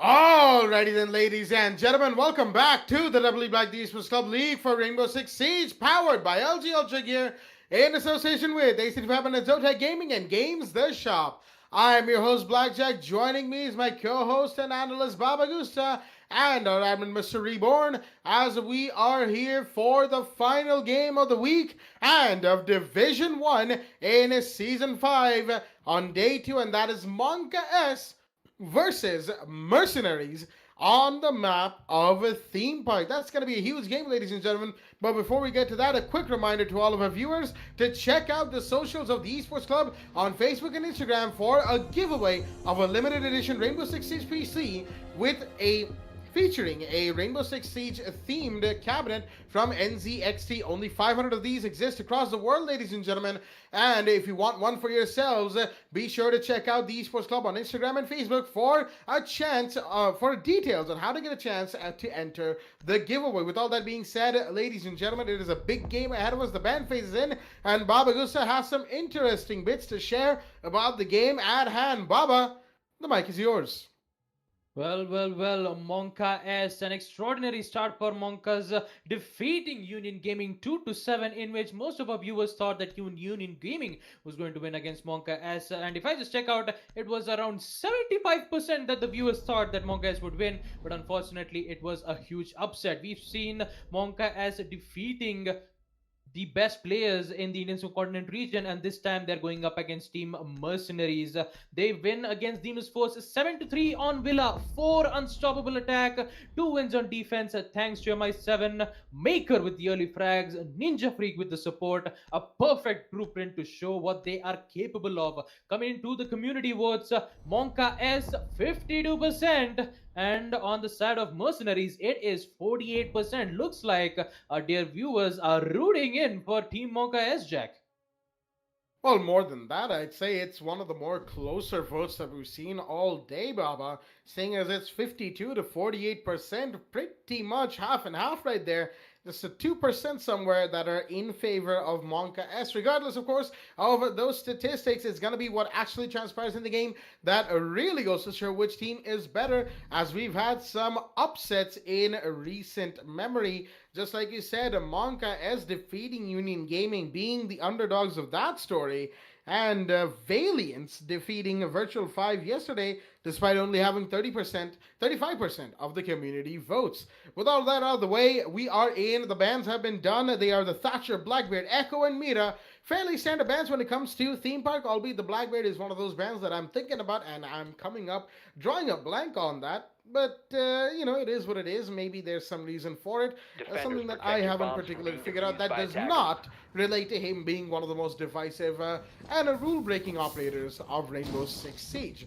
First floor throne room is the site of choice from the side of the defense right here, and that is, of course, Mercenaries bringing in the throne room defense, except only Ninja Freak and MI7 are the ones doing anything inside. Hasib's running around putting down ADSs. Where did the other two go?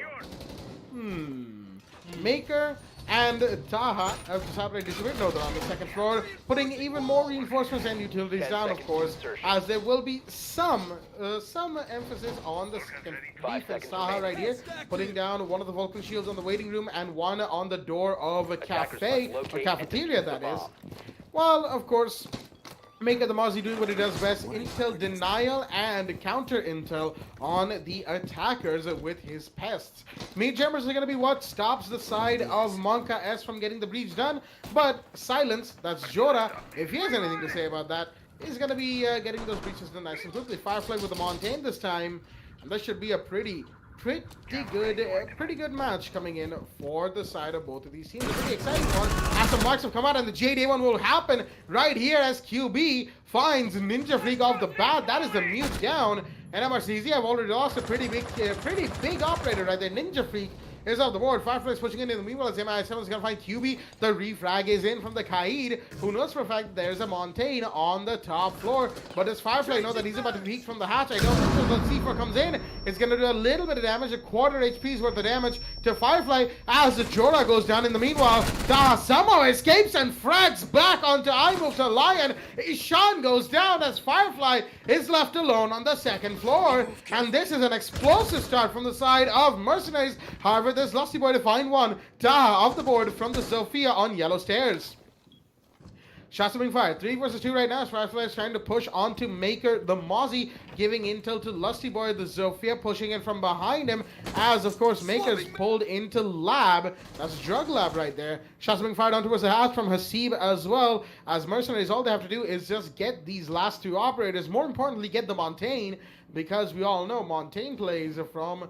Well, I mean, from the Ninja Freak, of course, but he's on the defense right now. Firefly is the man mounting the shield of the GIGN. Lusty Boy in the meanwhile bringing in a lot of utility, and more than that, a lot of firepower on the Zofia, as the lifelines are going to be used to try and clear out the utilities, as the Montaigne is looking to push in. MI is going to be calling out that push. Lusty Boy's got covered from the hatch, and Firefly, he's got to be careful on which exact way he goes for this peak. Maker, he could be huge on this flank right now coming in. Is he going to find the Zofia? Yes, he is. It's now a 1v3, all down to Firefly, the last man standing, who's going to pull into Drug Lab and kind of sit here just to make sure that anybody who gets a little too overconfident in peeking him gets shown what's what. Pull back towards the side of Arcade Stairs. Shots fired from above as the extended shield is going to protect him from any and all incoming damage. He's actually going to find the head of one. Will he find another? Not quite. Does a lot of damage right there, but a little bit of damage to MII7. He doesn't want to run right there because, of course, running would mean that the shield gets unextended, but he's still doing some damage, and he's actually going to find him. Oh, dear me, the reload could have costed him his life right there, but Firefly barely gets away with it, and now there's 10 seconds remaining for him to get in and get the plant offer, get this final kill. Hasib, he's in a good position right now. The ADS comes in, some damage is done, but it seems gonna book it the other way, and time is almost out as Firefly is forced to go for the plant, and it seems gonna waltz right back in, find the Montaigne, and take out his kneecaps as he's denying the plant right there. And Hasib, you know, he's gonna deny the clutch as well with that, as the Mercenaries will take round 1. It was a good start, a good mid-round. It looked just a little shaky towards the end right there.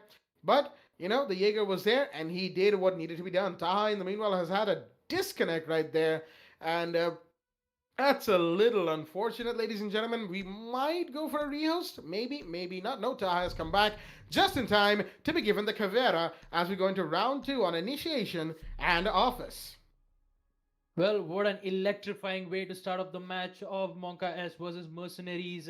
Their immediate aggression just got shut down from Goyo himself. I believe that was Hasi playing as the Goyo, taking out 2 of those important operators who are currently being played on the side of the bunk room.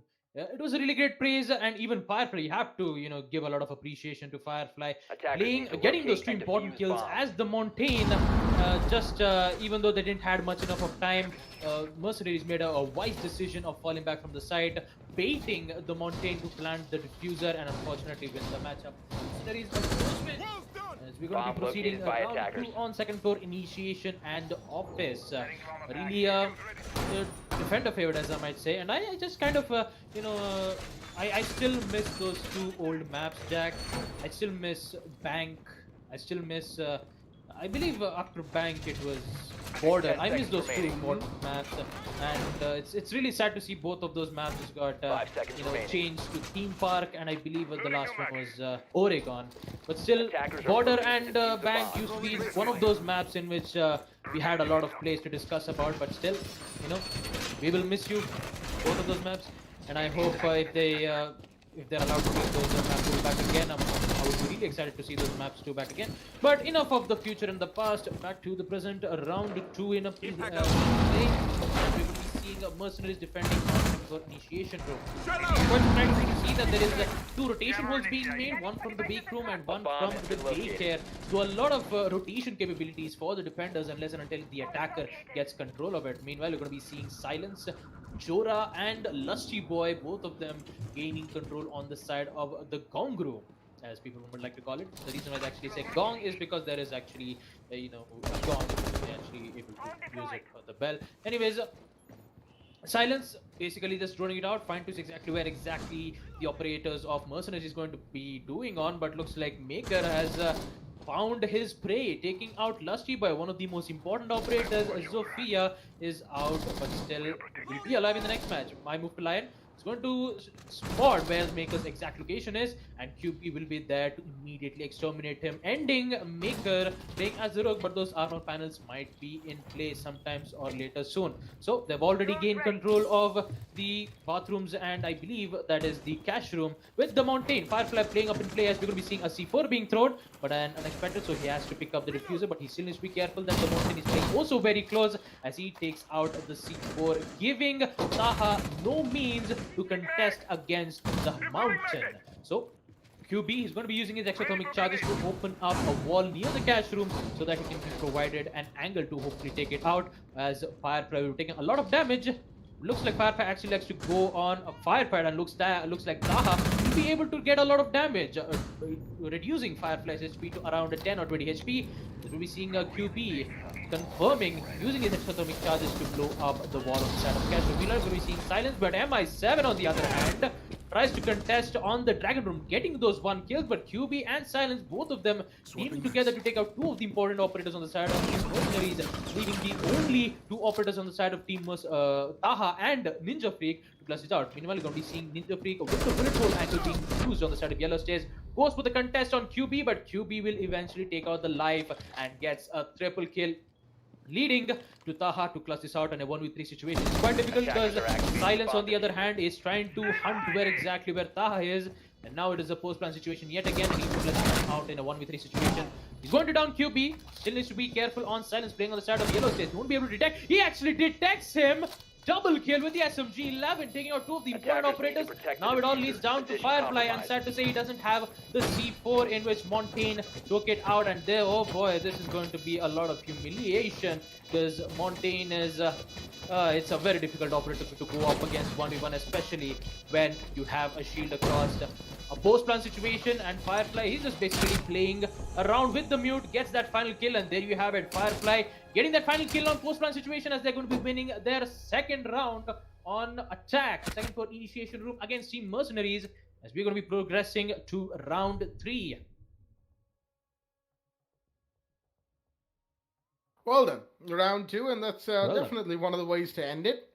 Seeing as, of course, the Montaigne was in from Firefly, doing what he does best, getting the plant in and holding it off solitary in a 1v1. That is exactly what I was talking about earlier in the match, that a Montaigne, you want to make sure that you take him out as soon as you can, because if the plant goes off and a Montaigne is still alive, he will hold that down. And not only will he hold it down, he will make sure you never get the counter defuse in. At least in this case it worked out. You know, sometimes it doesn't. We've seen some unfortunate stuff happening here and there. However, that is going to be that's going to be a conversation for another day. Round 3 is going to be in play from Mercenaries on the defense right here, and looks like they're taking up Bunk and Daycare on the side of the second floor. Defense, they're deciding not to go back to initiation as an understandable initiation as a site. I wouldn't really say it's the best right now, as they're going to just making those rotates on the Yellow Stairs ledge as well. Pretty interesting right there. That ledge is it's a weird place to be in when it comes to theme parks, just in general, because you know you don't expect something to be on top of that. That of course could just be me, you know, being a bit of a derp, and that probably is me being a bit of a derp. So I digress. But regardless, that ledge on the Yellow Stairs, you know, it's one of those angles that's pretty contestable, yet not contestable, yet contestable, yet not. It's like that game I used to play as a kid, taking the flower petals and just pulling them out. But of course, the question was different at the time. And that's going to be enough about that. Right now, round 3 is in play. 1-1 is the score.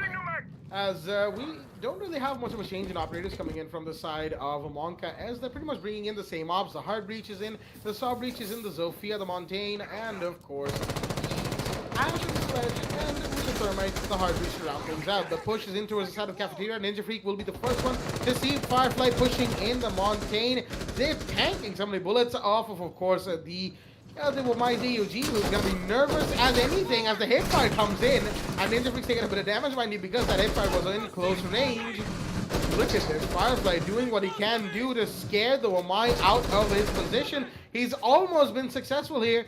Just the sound cues alone of the Montaigne unextending and then re-extending is enough to give Wamai cause for concern. Silence goes and finds a kill on Maison. In the meanwhile, Ninja Freak, how does he survive that? As QB is going to find her C, but in the meanwhile, it's a 5 versus 3 as the side of Mercenaries are not being allowed to settle even once in this round. Monkas is here to stay as Silence will finally go down. That's Jorah downed. But he won't be killed as there's a sledge from the half shop to find him. Taha's found Lusty Boy. That's 1 kill. Make that 2 to Taha. As will he find one more inside the site? No, he won't. He's unaware of the Ash being in there. QB will be the one to take that kill as a Monka S with a dominating 3rd round are going to put in a 2nd floor bunk in their favor, not the favor of the defense. Round 4 is going to be in play. Monkas are in the early game lead after equalizing in the previous round. And this is a very solid start from them, especially after the kind of plays they pulled against Union Gaming yesterday. It's certainly something that we love to see. Well, I definitely knew what was going to happen next, because the only thing that can counter a Montaigne is an... Oh, god damn it, Ninja. Why did you do this, man? For a moment there, I thought you were going to take Oryx, but in the end, he actually 6-picked from Clash. It's basically... Ninja Freak is trying to fight fire with fire, rather than fighting with fire with cold, because it's actually quite great when it comes to strategic wise. You know, fire actually douses the attackers need to locate and defuse as many bombs as they can. Like I was kind of yeah, I mean I don't know, something is wrong with my mind. We were really this close to greatness. Yeah, I was this close to greatness. I actually thought Ninja Freak was actually going to take the Oryx, because since Firefly was irritating the defenders for quite a long time, I thought he's going to pick up the Oryx. The oh yeah! Oh, but wait, I actually did not say it right. Let me just say it right in the correct form. Oh yeah! Yeah, there you go. There you have it. I'm really sorry for my dear viewers for that heavy sound. I should have said sound headphones warning, but hey. Anyways, back to the game. We're gonna be seeing Team Mercenaries, especially Ninja Freak, fighting fire with fire against Firefly. It's basically shield versus shield. The only thing is that Ninja Freak is gonna be using his the shock to eventually try to slow down the heavy aggression coming in from Team Monka S, which is still working out quite well in their favor for the past 3 rounds, I believe. 1 round was actually completely denied because they did not successfully defend it on Armory Throne Room, in which all Mercenaries had to do just wait for Montaigne to go for the plant, in which they actually did. Now, Firefly will be entering on the side of Barrel Room, and this time, since this is first floor army and that armory, and since that heavy aggression actually did work out in the first round, will it work out yet again on round 4? And this time we have a different play style coming in. Montaigne got a little bit lucky as Taha was trying to holding an angle. He actually missed an opportunity to try to get the fight against Firefly, and look at that. Just like I was talking about, fighting shield versus shield, you're going to be seeing a lot of damage being dealt. Not that much of a damage indeed, but Firefly will be still alive for around 92 or 93 HP. Guys, do your maths. I am not that great when it comes to doing maths. I actually still use my fingers to count rather than using numbers. So anyways, the exothermic charge will be used to open up the walls on the side of the armory. Meanwhile, we're seeing Taha still holding up an angle on the side of the upper arcade, hopefully to find an operator who's trying to rotate to go from the hallway so that he can be able to get a kill, but unfortunately he won't be able to find one lead. Drone works coming in from the attackers. They will be able to detect any defense operators being present on this specific site. That is MI7, Hasib and Ninja Freak, the only 3 operators playing. So basically they have to find the roamers first. If they don't, if they did not find the roamers and they actually take out the operators from surprise, this would cause a lot of damage. And just like I said, Taha will capitalize on it, taking out Silence. It wasn't unnecessary to drop down as I move to Lion will take out the life of Taha, eventually getting a trade 1-1. The man count is equalized, but the time is running out for on the side of Monka S. Strategy is quite working well with them, but how will it work out when they start to execute on the site? Meanwhile, we're going to be seeing a Maker holding an angle. I wouldn't say holding, he's just waiting for the opportunity to push from the battle room when they try to execute on the site when the wall is open. Meanwhile, we're going to be seeing a lot of pre-fires coming in from the Ash as he just rotates back from the maintenance room, and a smoke grenade being thrown, I believe. Smoke grenade being the smoke grenade is being thrown from the Montaigne himself, the Firefly, and with that, Looks like Maker, he actually finds the weakness, taking out Lusty Boy and gains the control on Battle. He actually gets 2 kills. Looks like Monka S is their Attackers aggressive recovered the days bomb is diffuser. it's quite being difficult for them because there's only 2 operators left, QB and Firefly, and they need to figure out a way to not only get inside the side but also plant the bomb and take out the entire 4 operators. Here comes the push in, and QB will succeed, taking out the Maker, getting control on the side of Barrels, but will they get control? Because there is the Clash, intimidating operator of them all on the side of 5 defense, seconds to go. and he will be downed. Here comes the Bomb Bikini located Bodies by attackers. stuff. He tries to take out one, and there you have it, the last kill coming in from MI7 as he takes out. You would not believe your eyes that there's Firefly playing as the Mountain. He goes out. That was real.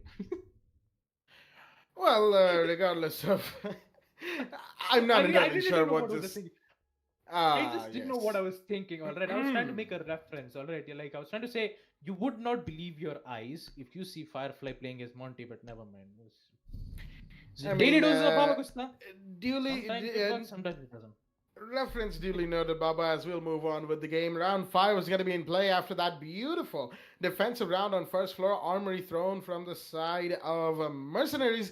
They are on the equalizer. Second floor bunk daycare is actually going to be in. And I'm just looking at the 6-pick phase, which has just ended. We do not have a clash in play. We've got Baba's favorite operator, the Oryx, in a play from Hasib. You can see him right there, the man playing the Jordanian wall, pretty much. As we've all seen the Oryx by now. We've all seen the memes. The man is built like a brick wall, and he's ready to tear down walls and operators left and right. Firefly right there. He's gonna have to be shaking in his boots just a little bit. You know, maybe not. Depends on how he feels, of course. As playing against the Oryx is it's going to be interesting because, of course, he could always juke out the Oryx push, and that's very much possible. But again, it depends. It needs just that little bit of timing. It's almost like a dance between the Oryx and the Montaigne. Who is going to make a move first, and which one will actually succeed? As we'll be moving into action phase of round 5 right here, ladies and gentlemen. As the Amaru will be in from QB this time, the G8A1 LMG. That is, I think, the first major operator change that the team of Monka S have made ever since round 1. Let's see how the Amaru works out for them this time around, as looks like the push into Cafe will be in. Maybe, yes, it will. QB going for the upside down return right here on the Cafe door. As silenced as Jora will be retrieving his drone. That's a little unfortunate to see. He wanted to shoot that drone, but unfortunately was unable to.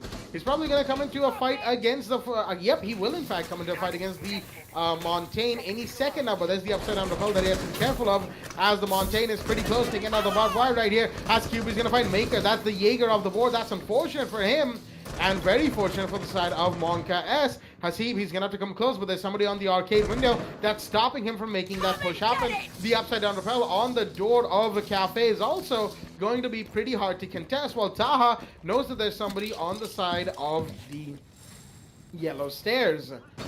QB is actually rotated down as Taha's going to find Lusty Boy, and the meanwhile equalize the scoreboard right here and try and find a C4-able spot, but he's in a bit of a tough spot. Firefly's taking so much damage from just the Clash's electricity. He's got to be careful right now, because if he gets in range and stays within range of the Clash for too long, that's got to be a good night for him.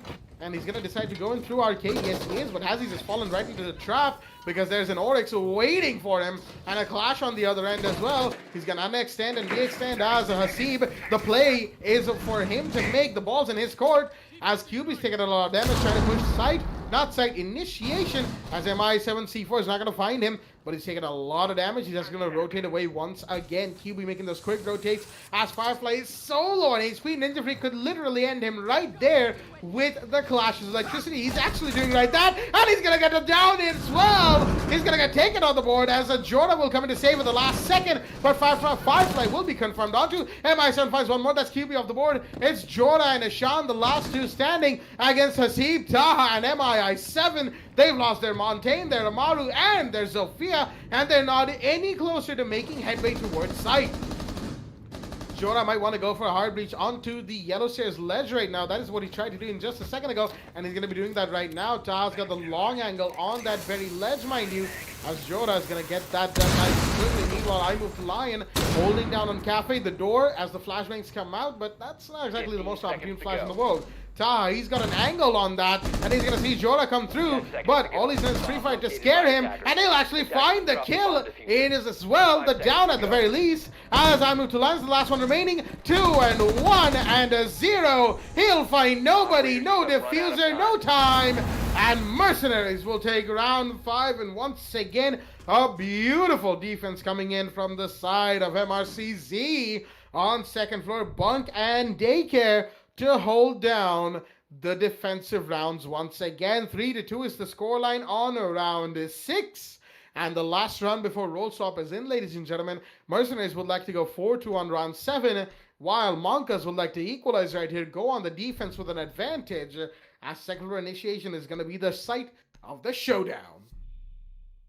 Well, round 6 in play, and Mercenaries, what a play from them, especially Taha getting those 3 important kills, and Ninja Freak with the Clash plays immediately decreasing the amount of health that Montaigne has, downing the Mountain, and Hasib in the end gets the confirmation on the kill, giving Mercenaries a chance to fight back against the attackers, in which they were also very aggressive on attack. But the only interesting thing that I'm really curious about is on round 7, where Mercenaries is on attack, because oh boy, you actually did see it on the previous match as well, I believe. Mercenaries is going up against Team Esports. The attacks, 4 unstoppable attack wins, and they were like, they weren't even stopping anything at all. So, I mean, in the roll swap, we might be able to see some great changes coming in, but who knows? Only time will tell, as we're going to be proceeding after around like 7 or 6 seconds when this prep phase comes to an end. Firefly very confident and still deciding to pick on the Mountain, but he still needs to worry about the 2 counters, the Clash and the operator Oryx. I still need to apologize. I'll definitely make sure not to make it sound creepy again, but hey, action phase is in. Maker decides to go for a spawn pick, hopefully to take out any operators. Might be a Twitch or a Montaigne, but unfortunately he has to fall back, because if one of the operators on defense goes down, it will be a man disadvantage on the side of Team Mercenaries, and they have to fall back. Dromo's coming in, getting great amount of intel on where exactly the utilities are, especially the Guerrilla's Vulcan Shield and the operator's current positioning. With that, the mute jammers is going to be a lot of problems for the attackers, because they won't be able to get great amount of information on what's to come.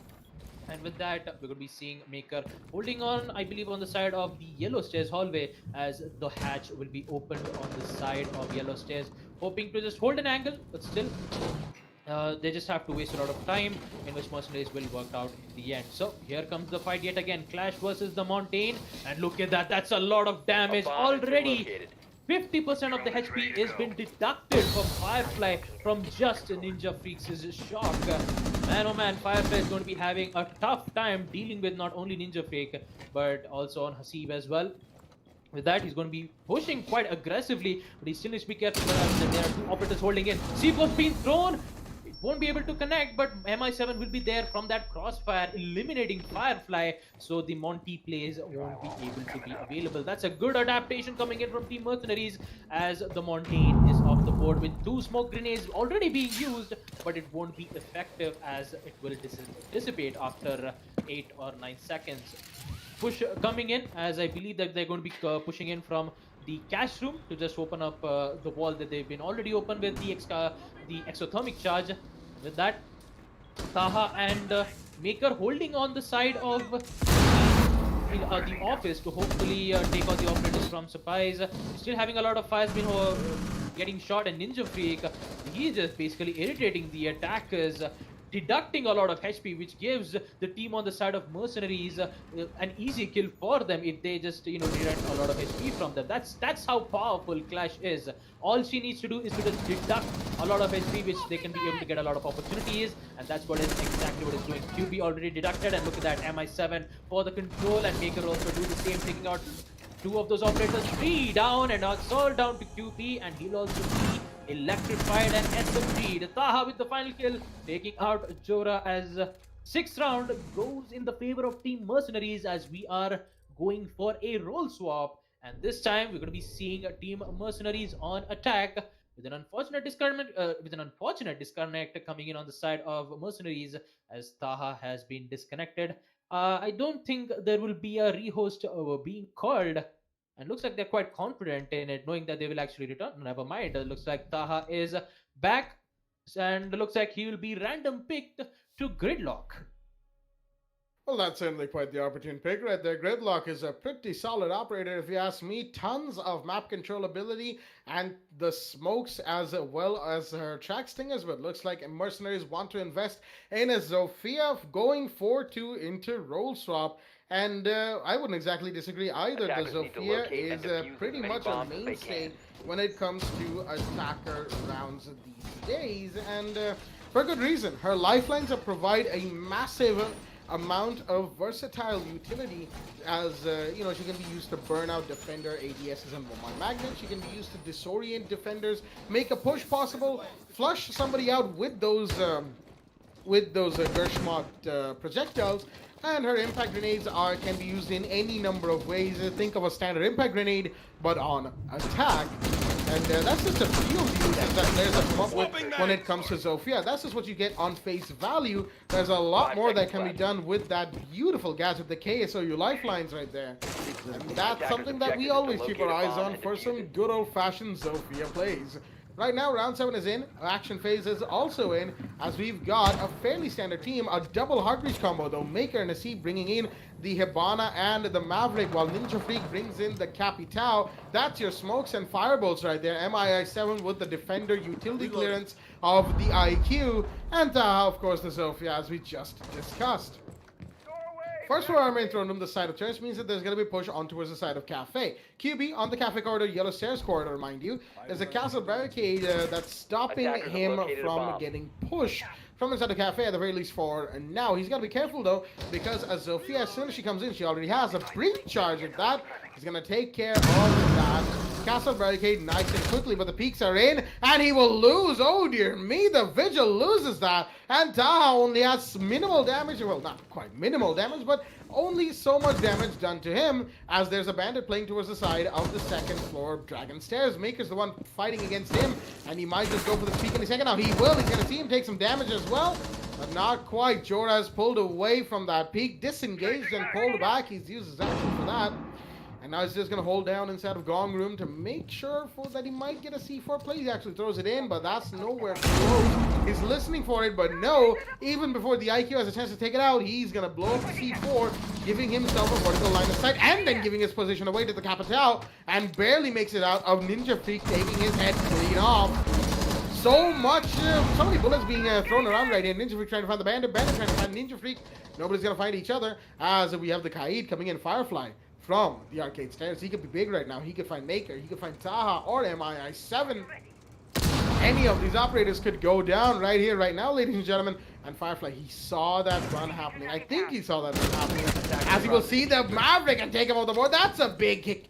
Big pickup right there, as Hasib is off the board. But more than that, that's a diffuser drop for the side of Mercenaries, and they don't need to do that in this sort of a situation. They didn't need that per se. I'm not really anticipating the flank coming in, as the Zofia is going to collect another one in his stead, as Taha drops silence. That's Jora off the board, makes a punch hole angle for himself on the 90 bend of the hallway as well, and Maker's here for support, as right now it's a 4 versus 3. Firefly still on the second floor. He's protecting the hatch, but at what cost? There's only MI7 up here. He'll be seen. He's going to take some bullets, and not quite. Taha's been downed in the meanwhile. Flashbangs are up, and Maker's going to find I move to Lion, as Taha will stand back up with the Zofia's ability to withstand. The Kaid's going to find Taha in the meanwhile, as Maker's going to find Lusty Birds 1v3. The plan has to go down. It's right now or never, and Maker will in fact be going for this Firefly in this 1v3. He's going to drop down, and he does. Straight into the fire, and he'll be taken off the board by the Capitao himself. Ninja Freak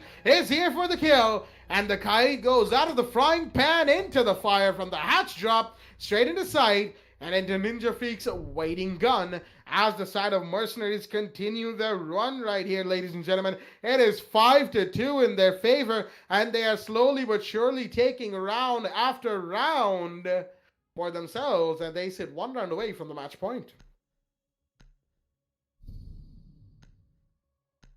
Well, Mercenaries all the way. Just like I said, Jack, very positive on the side of the attack, and also need to give a little bit of appreciation to Firefly as he actually took out Asib with the diffuser where he was trying to get in on the side of Cafe. A really good rotate, but in the end, they actually got control on the side, leaving Team Mercenaries winning a round on attack. First floor armory will be the site on round 8, as I accidentally wrote, wait a minute, 8 round on. Defenders, protect your bombs from being defused by attackers. Alright, never mind. It's on the first floor armory rooms yet again on Team Monka S. They did, however, lost their attack on lost their defense. Sorry, it's kind of surprised that they actually changed their side at the dying second. Well, anyways, we're going to be seeing Silence playing as the Valk. The Black Against would be proved to be useful when it comes to knowing exactly where the location is, but MI7 playing as the IQ will be able to detect those cams without having any problems at all, unless and until if she knows where exactly the Val's cam's location is going to be on. So, when it comes to the operators wise, we still have Maker playing as the Ibana. We actually did see, quite a lot of plays coming in from Maker, especially when he was playing as the Maverick, the holographic side, the angle grip, and look at that, QB, he doesn't want to stop with those run-outs. He's going to take out Taha already. Sophia is already off the board. He tries to contest the Ash, but Hasib will be there to get that trade-off, taking out QB, but also he will also be tagged as well at around 50 HP, around 45 or 47, but yeah, what the heck? No, that. Firefly, actually, the Firefly with the suppressor, he's going to be able to take out MI7, and that too with the diffuser down. So for the attackers, they need to get control on the diffuser so that they can be able to get in and plant on the side as best as they can.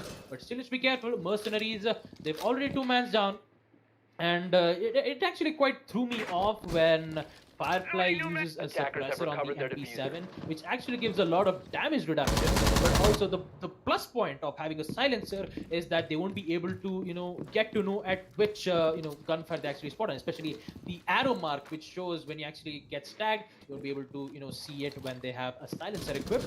With that, we're going to be seeing a pre-placed C4, where he actually placed a C4 to take out the operators who are currently pushing in from the side of Cafe. So with that, a lot of angles being placed, especially from Silence. So we're holding on, but still needs to be careful because there is Hasib pushing in on the side of Cafe. One C4 is enough, and there you go. Boom goes the dynamite yet again. And Hasib will be there to get taken out from the C4. Silence, let's go for the contest, and he will actually make it, taking out Maker, and also look at that, Firefly yet again taking out Ninja Freak as Monka as proves to be effective on defense as well, winning round 8 on first floor armory room. Round 8 is taken by the side of Monka S, keeping themselves alive more and more, as of course they want to make sure that they take these rounds because they need to win 2 more to go for the equalizer. Well, Mercenaries need to win 2 to go for the victory. 1 for match point, and of course 1 after that to win.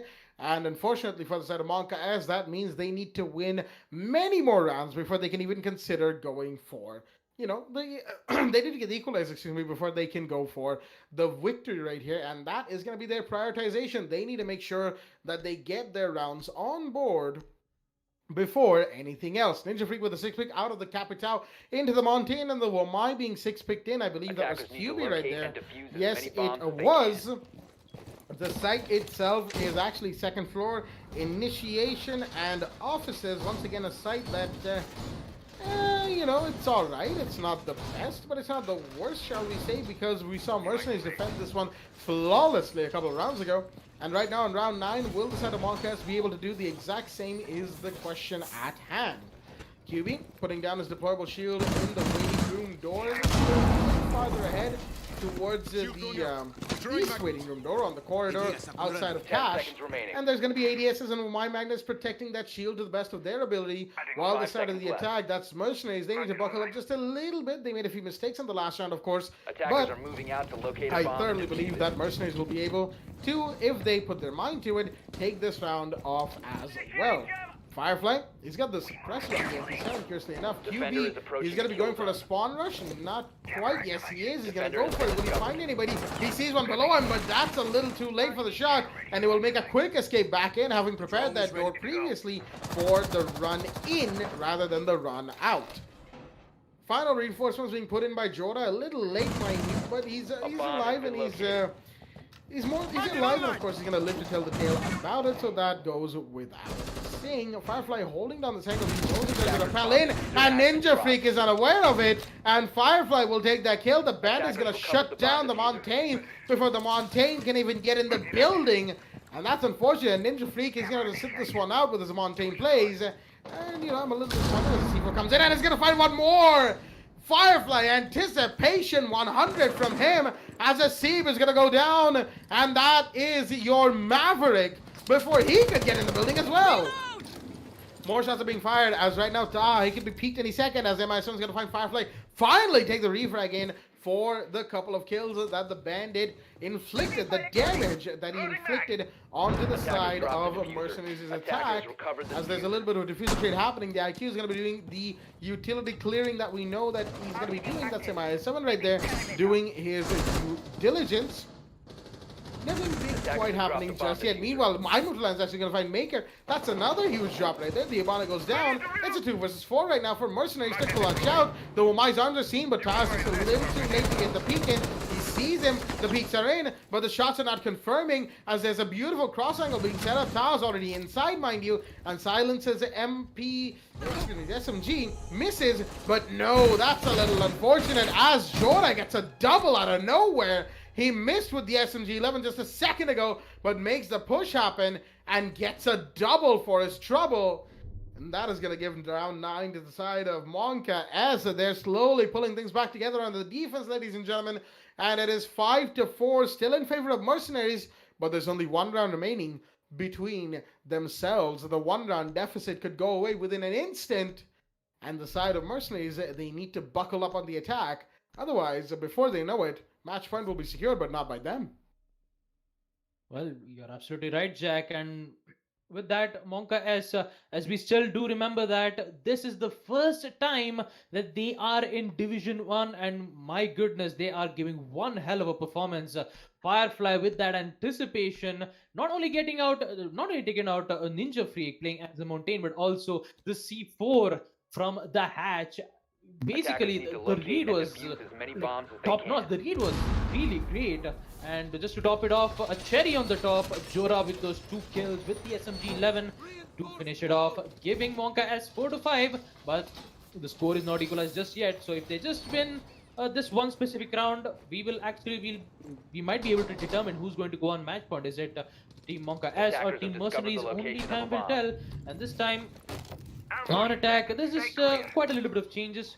This time we'll be seeing 2 of the hard breaches being played, Hasib and Taha playing as the Ibana and the Maverick. So we'll be seeing a deployable shield and a lot of utility denial coming in from the Jaeger and the Wamai. A lot of ADSs and Wamai's magnet just to make sure that they don't get the control on towards the cafe as best as they can.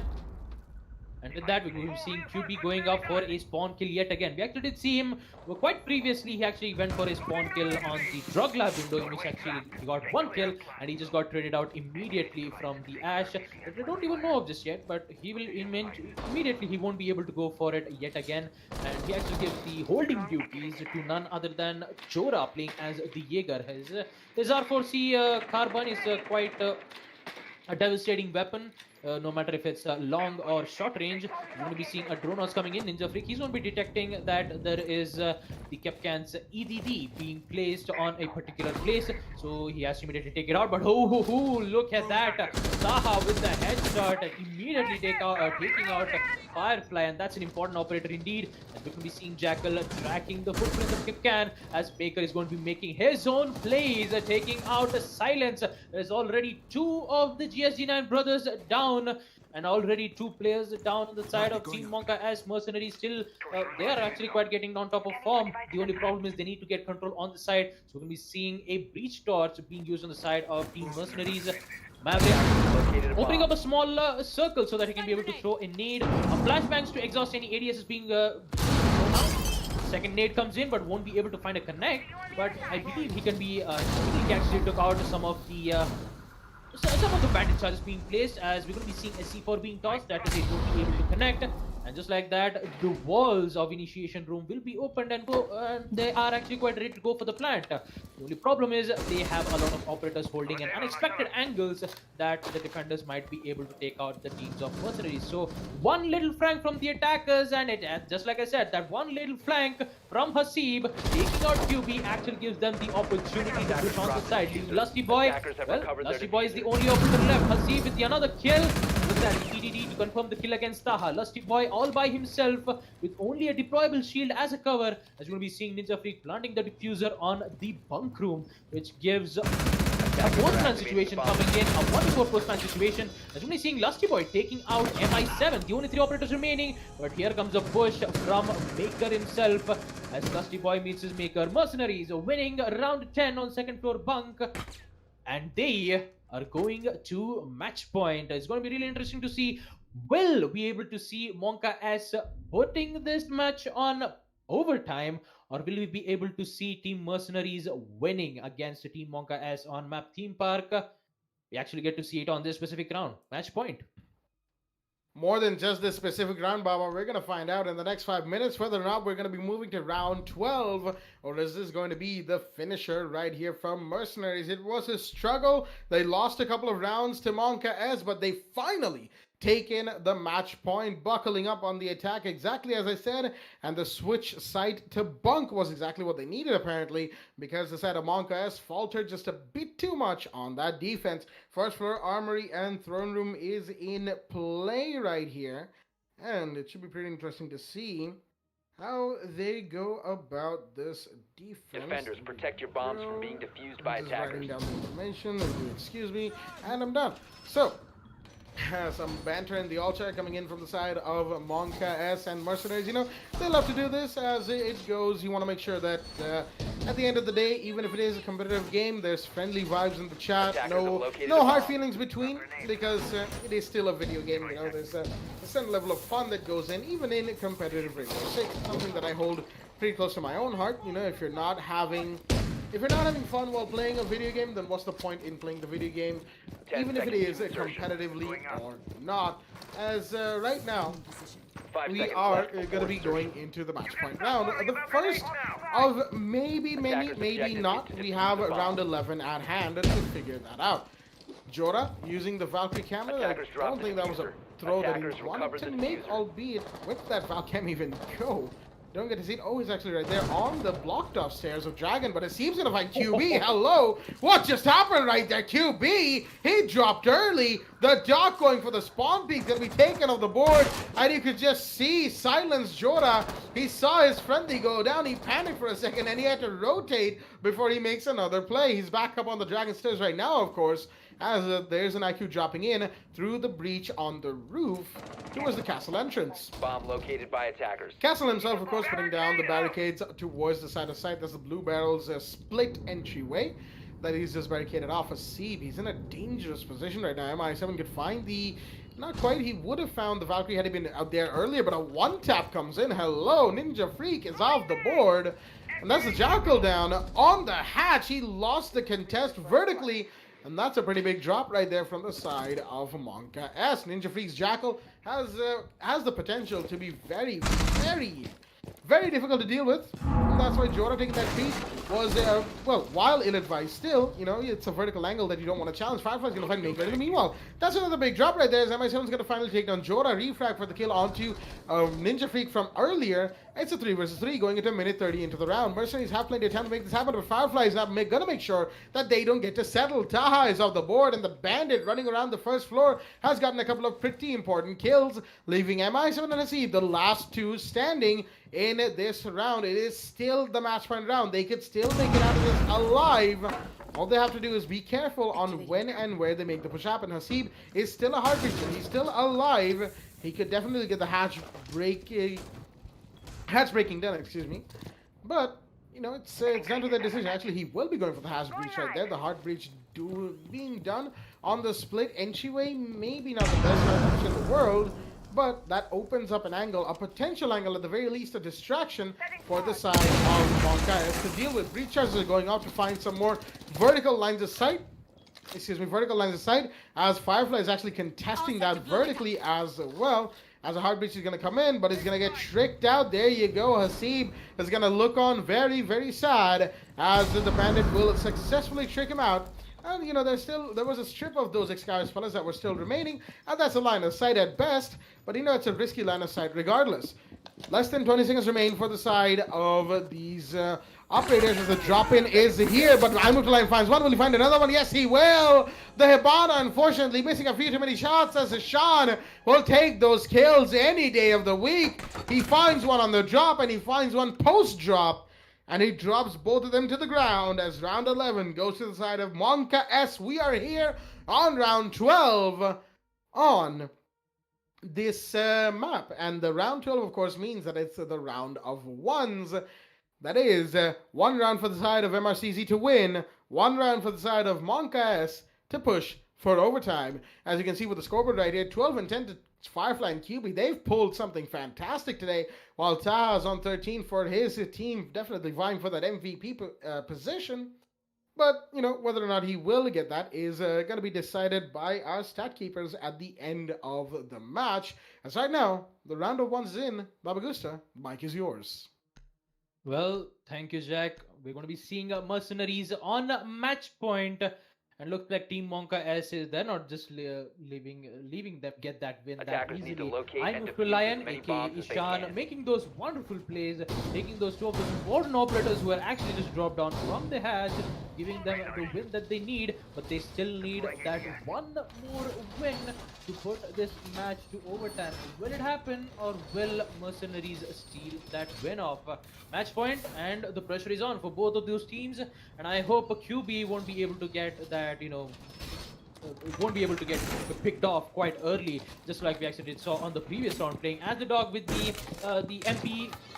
MP4 suppressor. I just got confused with the you know, names, because you have Team Mercenaries, MP5SD, then you have Maker, MI7. I'm just really confused with the, you know, names with the M, and I have no idea on what the name of the dog's primary gun is. Anyways, match point for Team Mercenaries and overtime possibilities for Team Monka S. And looks like Firefly, he actually wants to go for a spawn peek here and now with the suppressor. It's quite working well in this favor, but will it work out on this match? We actually did see Firefly making a lot of plays on defense, and he actually got picked off quite early with when Maker actually picked off Firefly quite early. So it's basically a to and fro movement. And look at that, Firefly, an important pick, taking out Taha. That's the Maverick, the breaching torch, and two of those frag grenades are down.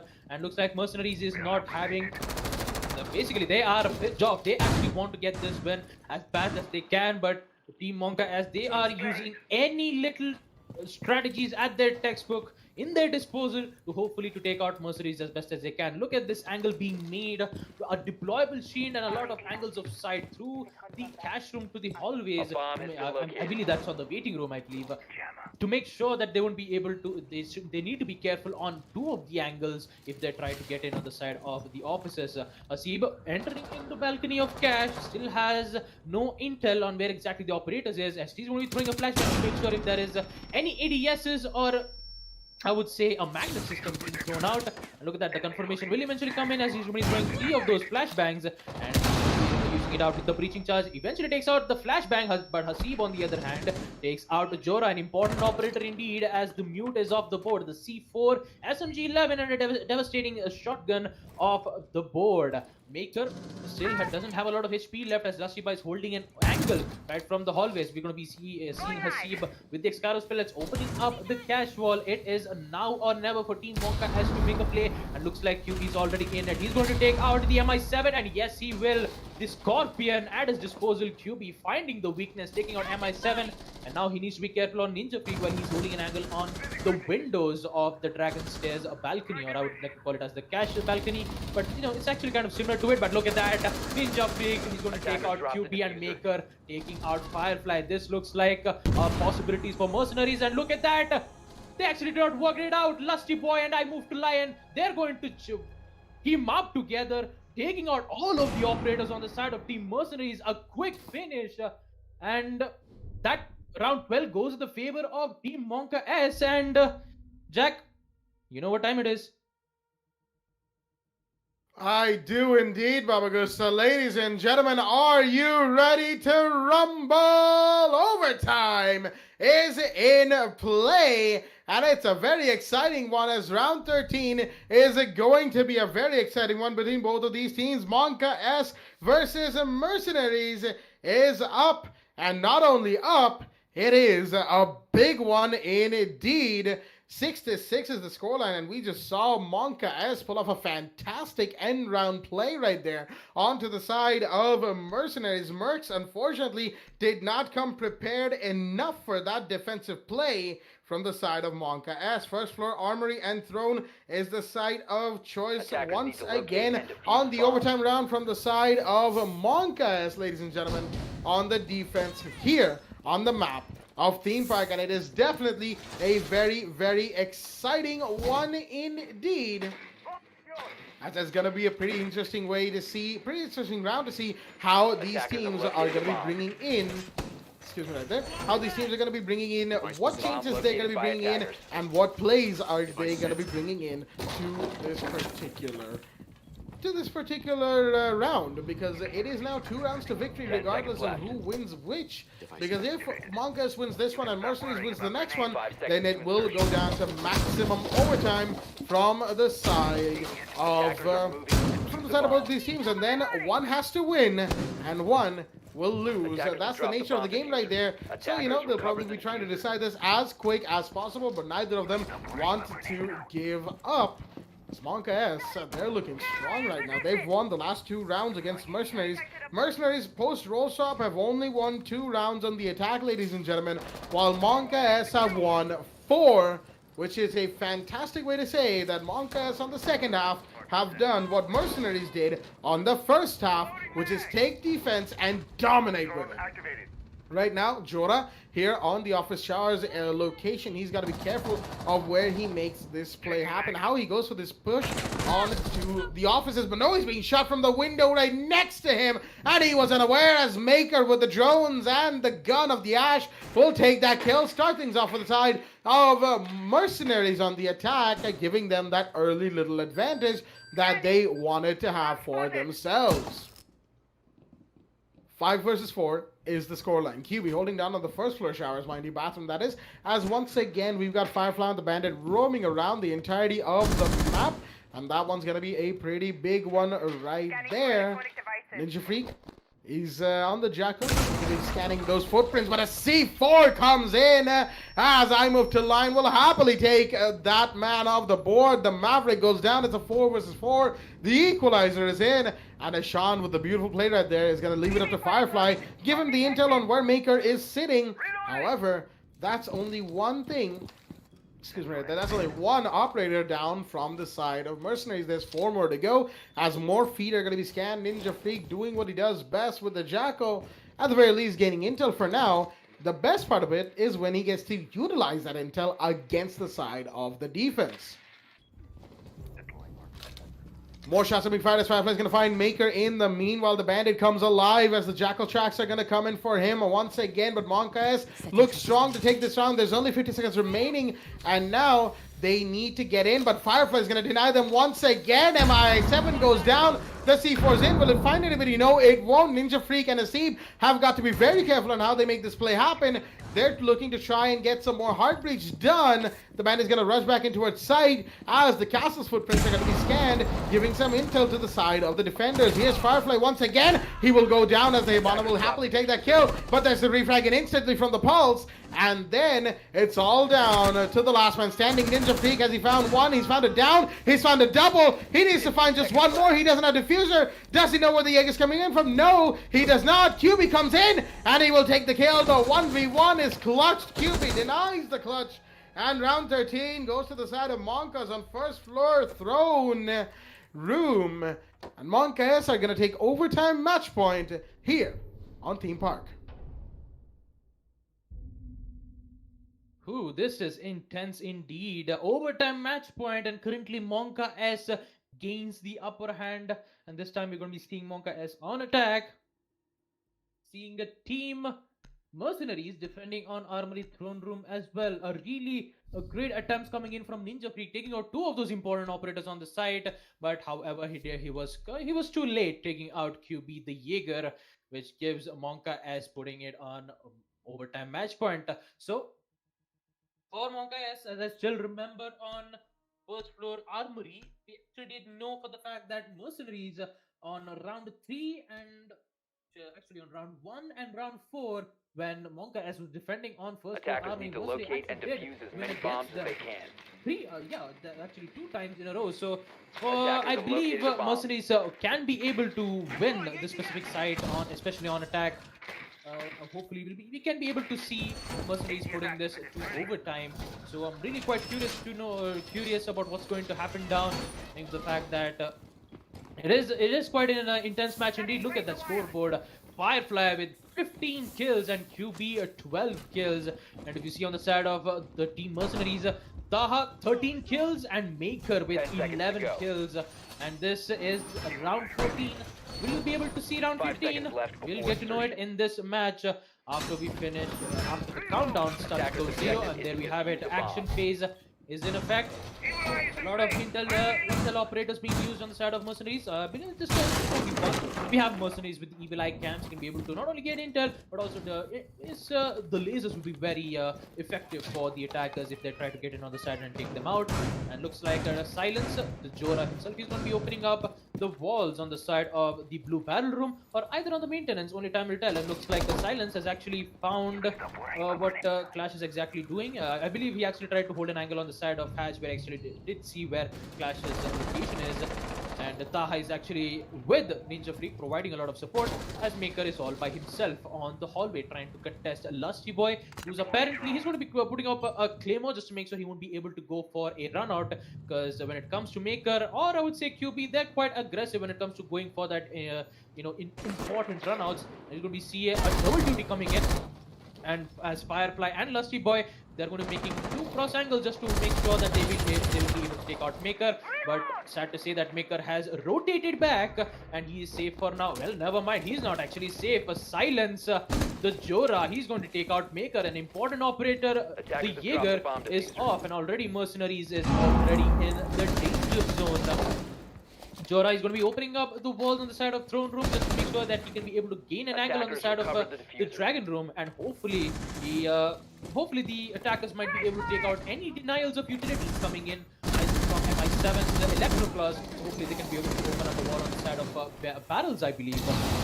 So actually on the side of maintenance, he actually opened up, never mind, he actually did not open on the side of maintenance, but instead he opened up on the side of the office room, giving them the angle to hold on the side of the bunk and daycare. But unfortunately the site is on the throne room, so their main objective is to at least open up the walls on the side on either the battle room or on the side of the maintenance. But look at that, MI7 with the C4 taking out the important operator. I move to Lion, aka Ishan, which gives Monka S around 45 seconds left to at least push on the side and wins against Mercenaries. But I don't think Mercenaries is going to give up that side pretty easily. We're going to be seeing Taha playing a little bit close on the side of Drug Loom. It's going to be a matter of time to see exactly where the operation is. But QB with the FMG9, he's going to take out Taha, which leads to only 3 operators left for Team Mercenaries. And all of those 3 operators are currently on site. So for the attackers, all they need to do on those important 20 seconds is to just push on the side, get those 3 important operators, and get the win.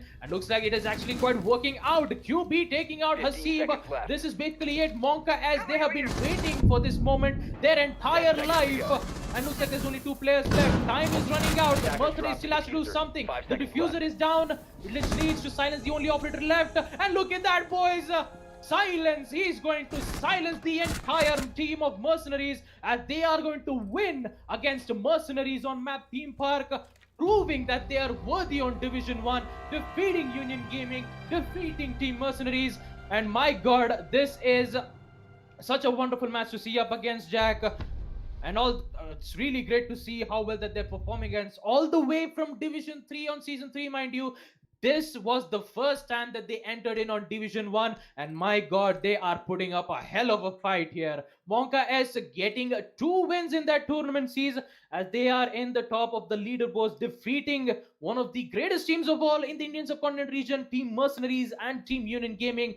And my god, I really can't wait to see what's going to happen in the next match, Jack. It is going to be one hell of a day, and I really am excited to see what's going to happen next.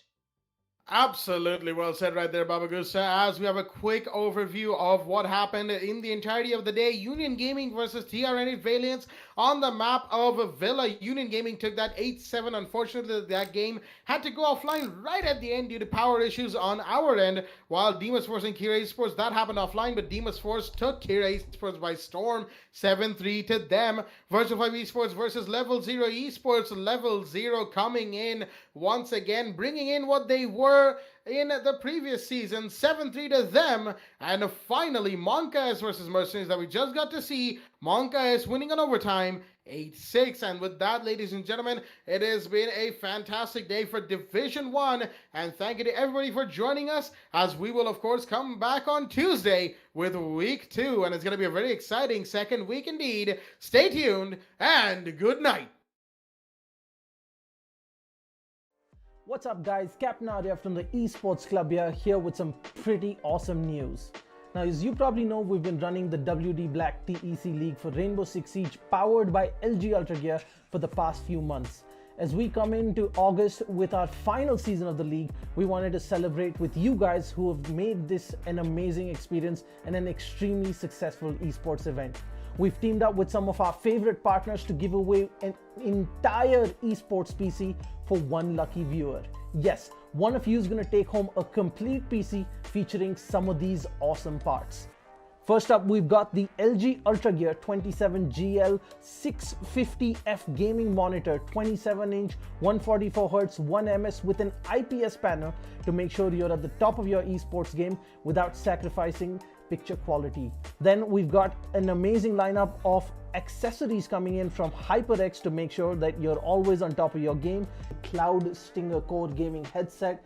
For the keyboard, you've got the awesome HyperX Alloy FPS RGB mechanical keyboard. Then your mouse is the HyperX Pulsefire Surge. It's got a brilliant RGB all around the mouse. For the mousepad, you've got the HyperX Fury S.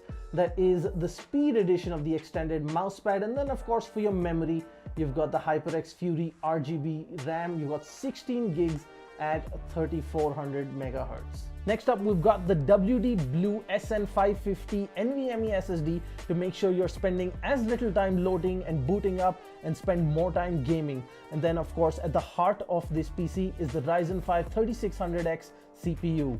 Now, as you know it, at the heart of every gaming PC is a great GPU. So we've teamed up with Zotac Gaming to give you a brand new RTX 2060, because frames win games and there should be nothing between you and top of the line performance. Next up, we've teamed up with NZXT, who make some of the best and most premium PC components on the market. Powering your PC is going to be the C850 fully modular power supply, and your cooling solutions are going to be taken care of the Kraken X63 all-in-one liquid cooler. Now we wanted to make this PC something truly special, and while the NZXT H510 Elite is a great cabinet for anyone, it wasn't enough. We teamed up with NZXT to give the winner of this giveaway a brand new NZXT H510 Siege Edition cabinet. This is a limited edition licensed Rainbow Six Siege themed cabinet from NZXT. There are only 500 of these in the world and just a handful coming to India. The side panels of this cabinet are themed in the wall and door reinforcement designs from Rainbow Six Siege, and there is an illuminated 6 icon on the front panel along with a 6 icon charm and a puck in the signature breach charge design, which is only available with the H510 Siege. And one lucky winner on this giveaway is going to get a full esports PC sitting inside this beautiful cabinet. Now that you know everything that there is in the giveaway, the question is how you can take part. Well, it's fairly simple. First, head on to the link in the description of this video. Once you're at the giveaway landing page, fill out your details and follow the instructions. First, head on over to Facebook, make sure you're following us. 2, make sure you're following the Esports Club on Instagram. And 3, make sure you subscribe to us on YouTube. Simple so far. Now the interesting part. In a 1-minute video on Instagram, tell us why you deserve this epic new PC from the Esports Club and all our partners. Make sure you follow the instructions carefully, use the right hashtags, tag the right accounts, and you can be one step closer to winning this epic setup. Now that's it guys, just a little bit of work and you can be one step closer to getting yourself your dream PC. I'm Captain Arya and this is the Esports Club, and we hope to see you in our next tournament.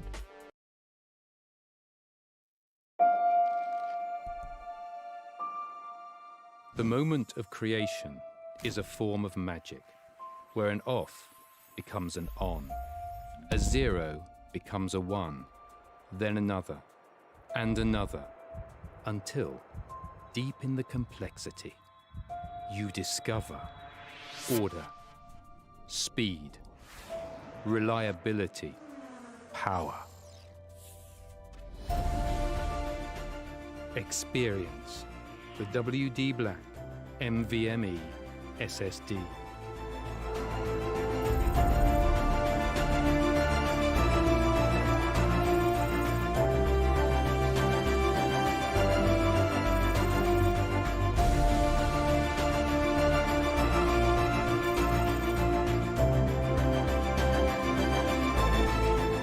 Fueled by darkness.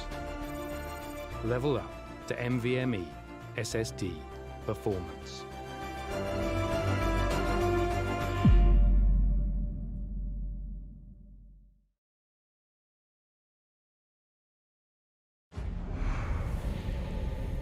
Numerous forces aimed at the Earth.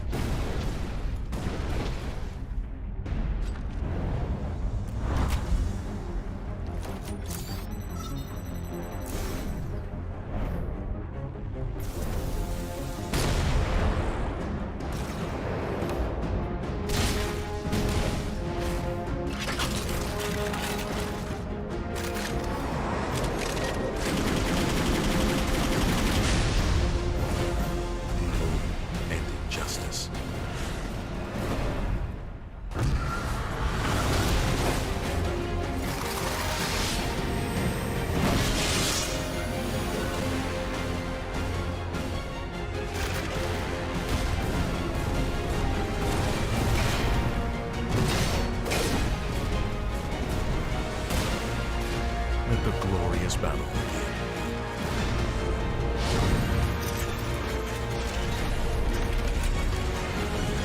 Geared up for victory. LG Ultragear Gaming Monitor.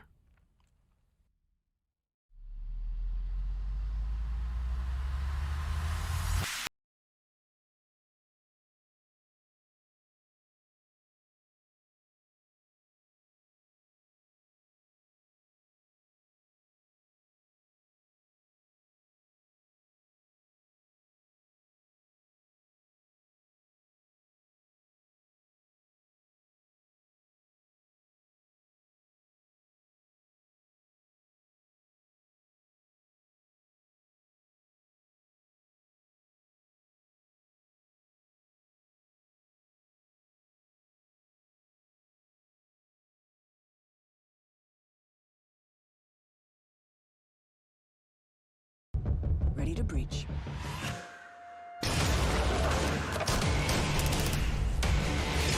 Go, go, go! Follow my lead! Flashback!